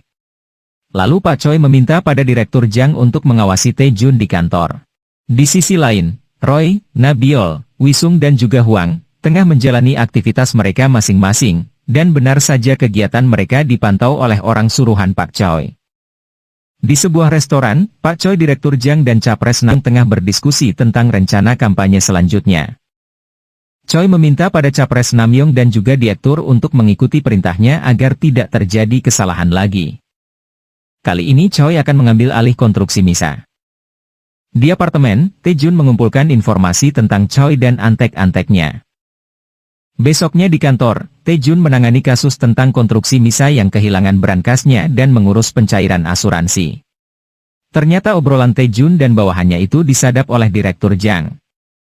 Di sisi lain, Huang mendapat kiriman bunga, yang ternyata berasal dari Taejun. Di dalamnya berisi surat sebuah kode untuk bertemu. Roy pun mendapat surat itu, Wisung juga mendapatkannya, begitupun dengan Nabiol. Besoknya, Taejun datang ke perusahaan konstruksi Misa dan bertemu dengan CEO Cho Seri. Taejun memeriksa berkas-berkas sebelum pencairan asuransi. Sebenarnya Taejun mencurigai jika konstruksi Misa hanya berpura-pura dirampok, agar bisa mencairkan asuransi. Di sisi lain, Choi dan Direktur Jang kesal dengan kelakuan Taejun yang menghambat rencana mereka, apalagi kali ini Taejun bersikeras untuk menyelidiki konstruksi Misa, yaitu perusahaan di bawah kendali Pak Choi juga. Sementara Taejun, dia selalu dibuntuti oleh seseorang suruhan Pak Choi. Taejun masuk ke ruangan gym. Merasa tak ada yang mencurigakan orang itu pun pergi. Sedangkan di dalam ruangan, Taejun sudah bersama timnya yang sedang melakukan olahraga bersama untuk mengelabui mata-mata itu. Taejun tersenyum menyapa anak buahnya. Taejun pun memberitahu rencananya tentang konstruksi Misa, yang mana Taejun yakin dari pencairan asuransi yang diklaim oleh konstruksi Misa, uang asuransi itu akan dijadikan dana taktis oleh Choi dan Capres Namyoung. Wisung pun memperlihatkan riwayat hidup Choi Seri, yang mana Seri tidak memiliki pengalaman yang relevan dengan pekerjaannya saat ini sebagai CEO. Mereka pun bertanya-tanya siapa Seri sebenarnya. Sontak Wang berteriak dia mengenali Seri. Ternyata Seri dijuluki sebagai legenda penipu perhiasan yang sudah terkenal di Amerika. Taejun pun berspekulasi kalau konstruksi Misa itu milik Capres Namyoung, sedangkan CEO Seri hanya boneka saja. Kini rencana Taejun adalah membuat Choi Seri menjual semua emasnya kepada mereka, dan ketika transaksi itu Wisung akan meretas rekeningnya. Dan begitulah mereka akan mengungkap dana taktis yang diterima Capres Namyoung dan Choi berasal dari konstruksi Misa. Choi Seri sedang berada di sebuah klub malam. Roy datang dengan ketampanannya dan aksesoris emas yang memenuhi tubuhnya. Dia pun mendekati Seri dan memperkenalkan dirinya sebagai pengusaha emas. Dan terlihat Seri mulai tertarik pada Roy. Tak lama ajudan Seri yang bernama Yanto pun datang, karena penasaran Yanto ingin melihat toko milik Roy untuk memastikan. Di dalam mobil, ternyata Seri hanyalah anak buah dari Yanto. Seri pun tidak tertipu dengan penyamaran Roy itu. Roy membawa mereka ke toko perhiasannya dan bertemu dengan Huang yang menyamar sebagai pemilik. Di sana mereka pun berbisnis. Seri ingin menjual emas batangannya yang ilegal kepada Huang, namun Huang ingin memastikan dulu apa emas itu asli atau tidak. Seri ternyata mengetahui aksi penipuan mereka yang berjalan sempurna, dan bertanya siapa Huang sebenarnya. Huang marah dan mengusir mereka. Seri dan ajudannya itu pun pergi. Lalu Wisung datang menyamar sebagai seseorang yang bekerja di pertukaran emas Korea, yang bisa mengubah emas ilegal menjadi legal dengan memberi emas itu nomor seri yang baru. Besoknya di kantor, Seri masih kepikiran dengan bisnis Huang. Tak lama Taejun datang bersama bawahannya untuk mengabari perkembangan uang asuransi itu. Taejun pun meminta agar Seri memperlihatkan berangkasnya pada tim asuransi. Seri kebingungan karena emas-emas batangan yang dia klaim dirampok, ada di berangkasnya itu, tapi dia tidak bisa menolak keinginan Taejun. Akhirnya Seri menelpon Roy untuk melanjutkan bisnis mereka. Di toko Huang, Seri memperlihatkan satu emas batangannya untuk dilegalkan. Lalu Wisung pun memeriksa dan mencuci emas itu. Ketika Seri dan ajudannya lengah, Nabiol segera menukar emas batangan milik Seri dengan miliknya yang legal. Lalu Wisung memberikannya pada Seri dan mendaftarkan nomor emas itu. Wisung menunjukkan datanya, jika emas batangan Seri kini menjadi legal. Akhirnya Seri pun setuju untuk melanjutkan kerjasama. Para tim pun bersorak gembira. Setelahnya, Wisung meretas rekening asuransi Taejun, jadi jika uang asuransi itu ditransfer ke perusahaan Seri, uang itu akan masuk ke rekening Wisung. Setelah selesai, Wisung keluar yang sudah disambut oleh ajudan Yanto, dan langsung menyulik Wisung. Taejun yang masih terhubung dengan Wisung begitu panik. Wisung disekap, Yanto berniat untuk mencuri semua emas milik Seri, dan dia membutuhkan Wisung untuk melegalkan emas-emas itu. Taejun menginstruksikan agar Wisung mengatakan akan membantu ajudan itu. Tim di markas pun begitu khawatir dan kebingungan. Taejun bergegas menemui Seri untuk melihat berangkasnya, dengan alasan untuk melengkapi data. Seri terlihat kesal, namun Taejun mengatakan bahwa setelah ini uang asuransinya akan segera ditransfer. Akhirnya Seri membawa Taejun ke berangkas besarnya dengan keamanan yang cukup tinggi, jadi mustahil seseorang bisa membobol berangkas itu. Taejun melihat keadaan sekeliling berangkas. Setelahnya Taejun dan Seri keluar. Lalu Taejun memberitahu timnya bahwa Wisung harus masuk ke berangkas itu, tapi sebelum Wisung dan ajudannya masuk, Nabiol harus masuk terlebih dahulu. Besoknya, Nabiol menyelinap ke ruangan berangkas Choi Seri. Sedangkan Roy langkah awalnya adalah melumpuhkan penjaga berangkas. Wisung dan Yanto sudah berada di luar gedung dan akan masuk ke ruangan berangkas. Wisung maju untuk menghabisi penjaga, yaitu Roy yang sedang menyamar. Mereka pura-pura berkelahi, agar Nabiol memiliki waktu lebih banyak untuk membobol berangkas itu. Kepiawaian Nabiol berhasil membuka pintu berangkas. Sedangkan di tempat lain, Huang mengalihkan perhatian Seri dengan mengajaknya sarapan bersama sebelum kesepakatan mereka nanti sore. Setelah berhasil mengalahkan Roy, Wisung memanggil Yanto dan ajudannya untuk segera masuk. Wisung berpura-pura memecahkan sandi itu, padahal sandi itu sudah ditulis oleh Nabiol di pintu brankas. Sedangkan di dalam brankas Nabiol mencoba mematikan sensor alarm. Di sisi lain Lee Tae-jun berada di kantornya yang sedang mengobrol dengan Pak Choi dan Direktur Jang. Setelah Nabiol selesai mematikan alarm pada lantai, dia pun bersembunyi. Lalu Wisung dan Yanto masuk ke dalam brankas. Yanto dan bawahannya langsung mengangkut emas-emas itu. Seri yang sudah berada di ruangannya melihat dari CCTV, Yanto membawa emas-emasnya. Dia panik histeris dan menyusul keluar. Ajudan memasukkan tas emas itu ke mobil, mereka dibuat kaget mendengar teriakan Seri.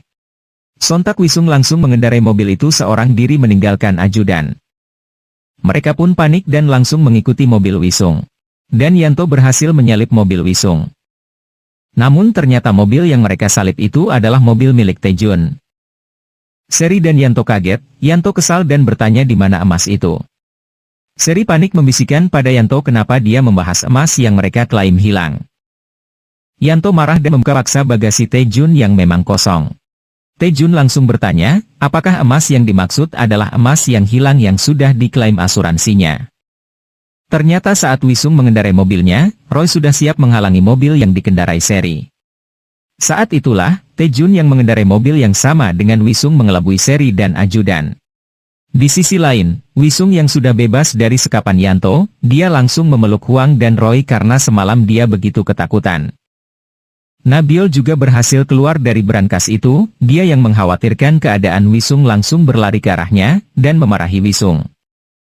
Sedangkan di tepi jalan, Seri yang sudah terciduk dia berlutut di depan Tae-jun. Tak lama kepolisian datang, dan menangkap Yanto atas tindakan pencurian. Setelahnya, Seri bertemu dengan Pak Choi. Nabiol dan Roy memotret pertemuan mereka. Choi memecat Seri dari jabatannya, lalu Choi menanyakan kondisi emas batangan itu. Karena takut, Seri pun berbohong kalau emas itu masih ada di brankas. Di sisi lain, Tae-jun sudah mendapat video kebersamaan Choi dan Seri dan semua bukti kejahatan Choi lainnya.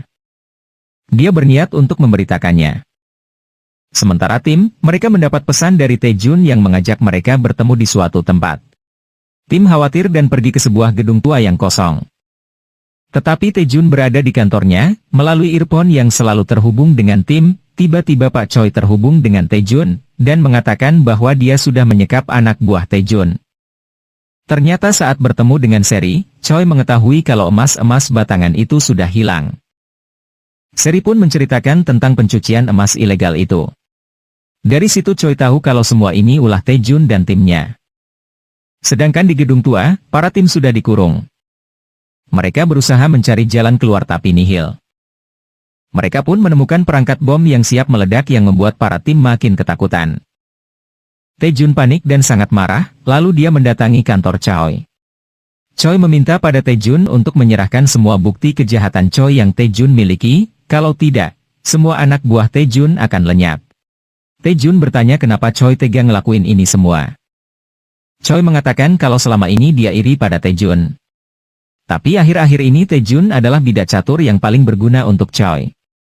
Tae-jun membuat harga saham biomedical anjlok, dengan begitu Choi bisa membeli saham itu dengan murah. Tae-jun menyingkirkan komisaris Kim yang tidak patuh pada Choi. Tae-jun juga menyingkirkan panti jompo, dengan begitu Choi bisa membeli tempat itu dengan harga murah.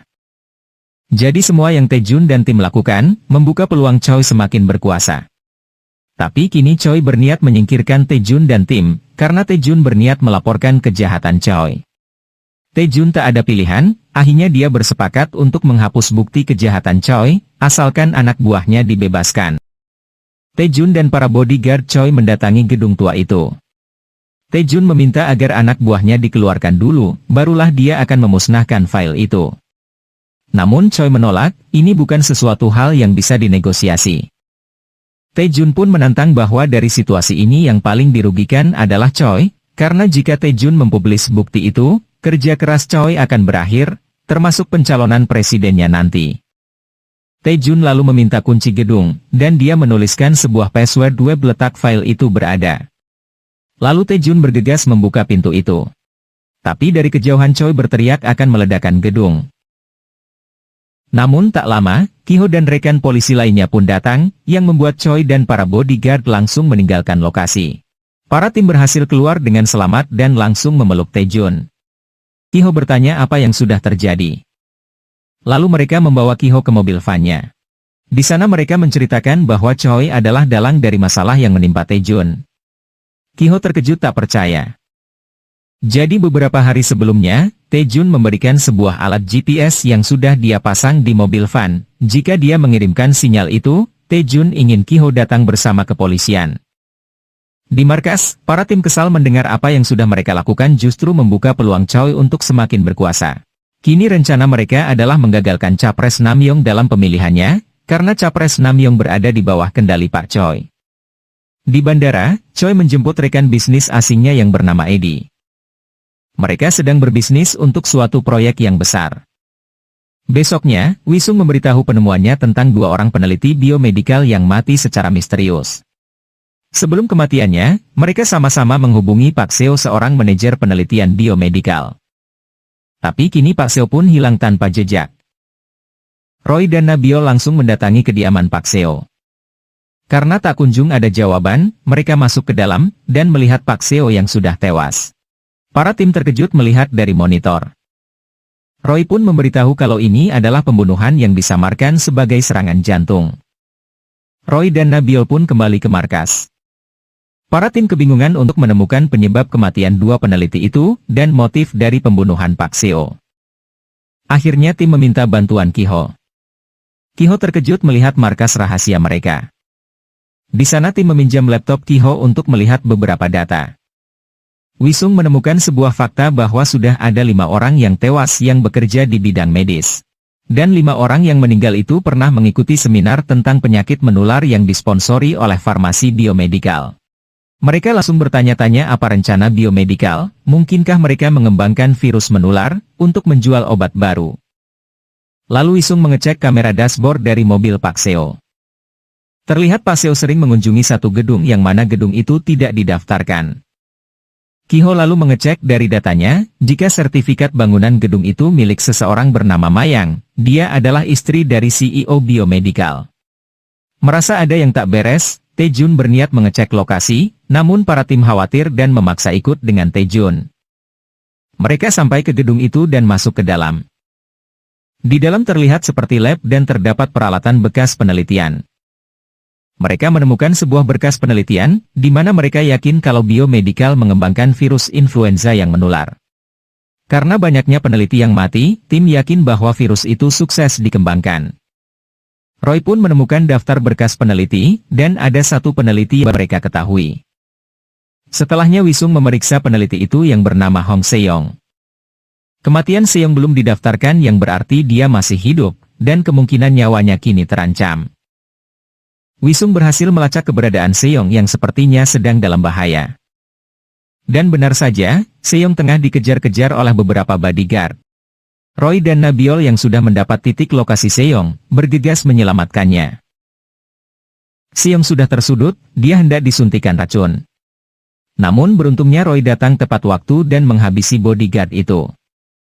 Tim membawa Seong ke markas. Tae-jun mengatakan kalau dia tahu perbuatan Seong dan peneliti lainnya. Seong panik, dia terus-terusan meminta maaf.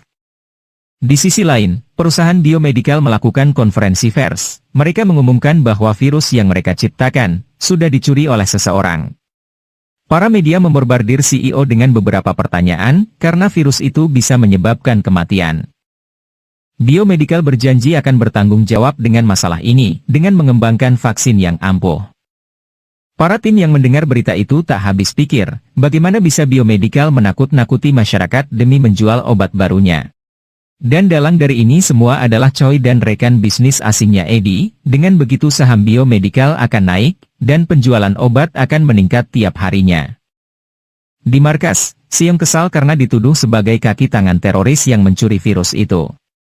Tae-jun meminta Seong untuk menceritakan kejadian di lab itu secara detail. Seong menceritakan bahwa dia dibayar cukup besar untuk bergabung di penelitian itu, dan menciptakan virus H5N1. Seyong akhirnya tahu kalau virus itu berbahaya, namun atasannya mengatakan kalau itu untuk meningkatkan kualitas obat, dan virus itu tidak akan bermutasi dengan alam hanya untuk penelitian. Dan obat baru yang dikembangkan biomedical pun efektif, dan biomedical akan segera melaunching obat itu. Tapi pada suatu hari, para peneliti mengetahui jika virus yang mereka ciptakan akan disalahgunakan. Ketua peneliti pun menghimbau bawahannya untuk berhenti bekerja dan bersembunyi. Seong menceritakan semuanya sambil menangis dan ketakutan. Setelahnya, Wisung memperlihatkan sebuah video Capres Namyong yang mengkampanyekan akan melindungi warganya dengan bantuan dari Rumah Sakit Sanjung dan Farmasi Biomedical. Tentu saja tujuan dari penyebaran virus itu, sebagai momen kampanye Capres Namyong untuk meningkatkan suaranya. Dengan menyebarnya virus ini pun saham biomedical akan naik, dan penjualan obat baru akan meningkat. Seong pun mengingat percakapan atasannya, bahwa virus itu akan disebarkan saat acara penerbitan buku Capres Namyong. Para tim terkejut karena apa yang dikatakan Seong benar, Capres Namyong akan meluncurkan bukunya besok. Seong kembali memberitahu bahwa para elit sudah divaksinasi yang membuat mereka kebal dari virus. Kini tim pun berencana akan masuk ke acara peluncuran buku itu, untuk menggagalkan penyebaran virus. Taejun membagi tugas pada anak buahnya. Seong pun mengatakan akan ikut gabung dalam penyamaran, karena Seong yakin tak ada yang mengenali wajahnya. Tim bingung namun mereka menyetujuinya. Acara penerbitan buku Capres Namyong pun berlangsung. Seong menyamar sebagai petugas catering, begitu juga dengan Nabiol. Sedangkan Roy menyamar sebagai tim keamanan, dan Huang sebagai tamu undangan. Wisung dan Taejun memantau gerak-gerik mereka dari monitor di dalam mobil van. Nabiol mulai menyelinap ke ruangan Capres Namyong untuk mengambil kapsul virus-virus itu. Nabiol berhasil menemukan brankas rahasia yang terdapat emas batangan dan juga kapsul yang berisi virus. Di sisi lain, Seong berpapasan dengan seorang wanita yang mencurigakan, lalu dia langsung melaporkannya pada tim, bahwa dia melihat wanita itu membawa pouch yang berisi kapsul virus. Di lantai atas, acara penerbitan buku berjalan dengan lancar. Di sisi lain, Seong panik dia memberitahu Huang bahwa wanita mencurigakan itu masuk ke dalam toilet. Akhirnya Seong dan Huang masuk ke dalam toilet, namun seseorang mengunci mereka. Seong memberitahu bahwa cairan virus itu pasti sudah dimasukkan ke spray pengharum toilet. Seketika Huang pun sesak karena tak sengaja menghirupnya. Seong panik meminta bantuan tim. Sedangkan Nabiol berhasil mengamankan kapsul virus itu dalam kopernya, lalu bergegas dengan Roy menyusul Huang dan Seong. Sedangkan acara masih berlangsung. Taejun terhubung dengan earphone Namyong, lalu Taejun memberitahu kalau dia sudah tahu semua rencana Namyong dan Choi yang akan menyebarkan virus itu, lalu Taejun mengajaknya untuk bertemu. Namyong masuk ke ruangannya, dan sudah disambut oleh Taejun. Namyong meledek Taejun yang kali ini masuk ke perangkapnya. Di sisi lain, Nabiol dan Roy berhasil masuk ke toilet, Seong langsung keluar toilet dan mengunci mereka di sana. Ternyata, Seong adalah mata-mata Pak Choi. Roy langsung ngabarin Taejun kalau mereka sudah ditipu oleh Seong. Dan yang menaruh virus itu di spray pengharum ruangan adalah Seong sendiri, dia berpura-pura panik lalu menipu tim. Sedangkan Choi sudah bersama para penjaga untuk mengamankan Huang, Nabiol dan Roy sebelum polisi datang. Di ruangan, Namyong mengatakan akan menangkap Taejun dan tim sebagai teroris yang akan menyebarkan virus di acara ini. Taejun berteriak kesal padahal Namyong dan Choi lah yang menciptakan virus itu dan akan menyebarkannya. Namun Namyong mengatakan bahwa dia adalah calon presiden, jadi sekeras apapun usaha Taejun takkan ada yang mempercayai perkataannya. Taejun bertanya kenapa Namyong menyebarkan virus kepada pendukungnya. Masih dengan wajah santai, Namyong menjawab kalau ini salah satu trik kampanyenya, dan juga untuk mengiklankan obat mereka. Taejun terdiam, dan mengatakan, kena kau. Di sisi lain, Roy Huang dan Nabiol ditangkap. Choi langsung merebut koper yang dipegang Nabiol, dan menyerahkannya pada polisi. Tapi ternyata koper itu kosong. Choi pun terkejut. Di ruangan, Taejun memberitahu kalau dia pun sudah tahu bahwa Seong adalah mata-mata. Ternyata ketika tim briefing di markas, Huang mengatakan kecurigaannya pada Seong, ketika Seong mengatakan akan bergabung dengan tim, dengan alasan karena tak ada yang mengenali wajahnya. Dari situ tim mencurigai Seong lalu mencari informasi latar belakang gadis itu. Taejun mendapat info bahwa tim peneliti biomedikal hanya berjumlah 5 orang, dan Seong bukanlah tim peneliti yang menciptakan virus itu. Lalu Taejun memberitahu timnya kalau Seong adalah mata-mata. Namyoong tertawa tak percaya jika Taejun mengetahui Seong adalah mata-mata. Tak lama polisi datang dan menangkap Namyoong atas rencana serangan terorisme. Dan ternyata, percakapan Taejun dan Namyoong direkam oleh Taejun lewat kamera tersembunyi. Wisung menampilkan video pengakuan Namyoong itu di acara penerbitan bukunya yang masih terdapat banyak tamu. Para tamu mulai panik dan marah. Dan tak hanya itu, Wisung pun mengunggah video itu ke sosial media. Lalu Taejun menunjukkan brankas Namyoong yang sudah berisi kapsul-kapsul virus. Akhirnya Namyoong pun dibawa polisi, begitupun dengan Pak Choi. Tim mengejar Seong yang akan kabur, namun beruntung Huang menemuinya, dan menyerahkan Seong kepada polisi sebagai kaki tangan. Ternyata sebelum beroperasi, Nabiol dan Wisung diam-diam menghampiri Seong yang tengah terlelap. Nabiol membuka tasnya lalu mengambil kapsul virus yang Seong miliki, dan menukarkannya dengan yang palsu. Dan ketika Seong mengunci mereka di toilet, Huang hanya pura-pura saja terkena virus, karena virus yang Seong letakkan di spray hanyalah cairan biasa. Lalu mereka melihat Choi yang berada di mobil polisi. Mereka kembali ke markas, lalu menonton berita penangkapan Namyoong dan Choi. Tak lama Kiho datang, memberitahu bahwa Choi sudah kabur. Dan polisi yang menangkap Choi dan antek-anteknya bukanlah polisi sungguhan. Tim kesal karena Choi berhasil lolos lagi. Di tempat lain, Choi bertemu dengan Eddie. Eddie marah karena Choi sudah menyebabkan kekacauan ini. Lalu Choi meminta pada Eddie untuk membantunya meninggalkan Korea. Di sisi lain kepolisian menggeledah kantor Pak Choi dan menangkap CEO biomedikal.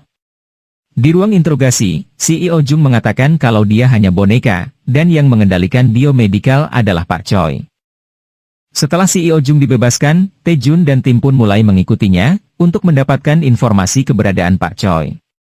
Mereka pun mendapati CEO Jung memasuki kantor Pak Choi. Setelahnya Pak Jung keluar, Wisung dan Nabiol masuk ke sana. Wisung menggunakan aplikasi canggih agar bisa melihat sesuatu yang tersembunyi di balik dinding. Nabiol berhasil menemukan sesuatu di dinding itu. Dia berusaha membukanya, dan ruangan rahasia pun terbuka, yang berisi sebuah koper. Ternyata koper itu berisi dokumen dan resep obat baru yang diciptakan Pak Choi, beserta sampel obatnya. Taejun memerintahkan untuk meletakkan itu lagi di tempat awal, karena dengan begitu mereka tahu Choi akan datang ke tempat itu lagi, untuk membuat kesepakatan dengan rekan bisnisnya. Besok malamnya, CEO Jung mengambil koper rahasia milik Pak Choi itu.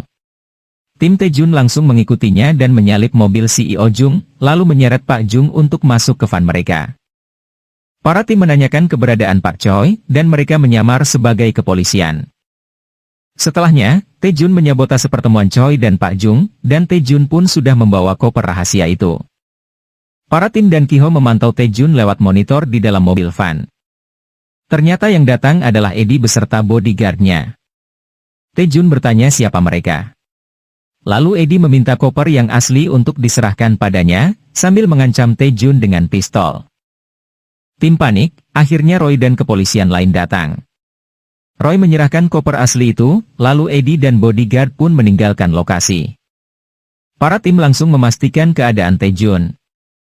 Lalu Isung memberitahu kalau kini Pak Choi akan bersiap meninggalkan Korea. Di dalam mobil, Eddie menelpon Pak Choi dan memberitahu bahwa dia sudah menerima koper itu. Eddie pun sudah menyiapkan tiket kapal laut besok pagi untuk keberangkatan Pak Choi. Besoknya di pelabuhan Incheon. Pak Choi dengan topi dan maskernya memberikan tiket itu dan bersiap naik kapal.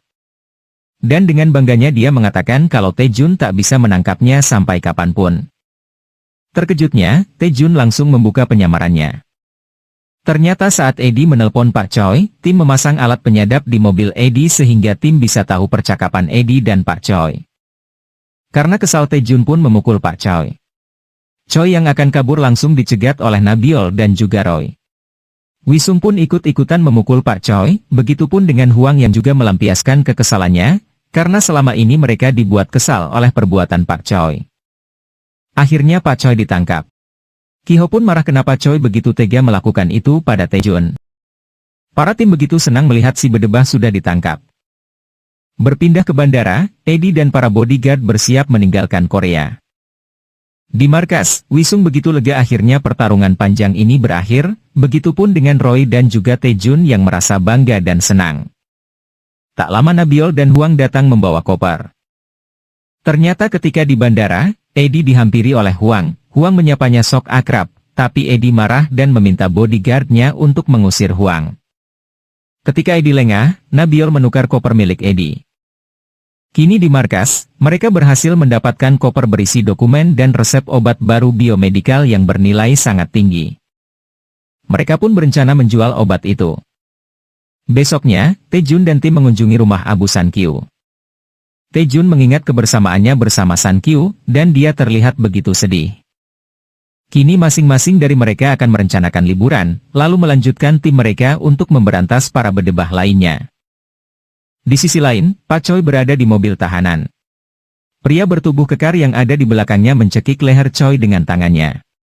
Sipir yang melihat itu hanya tersenyum. Ini namanya karma untuk Choi.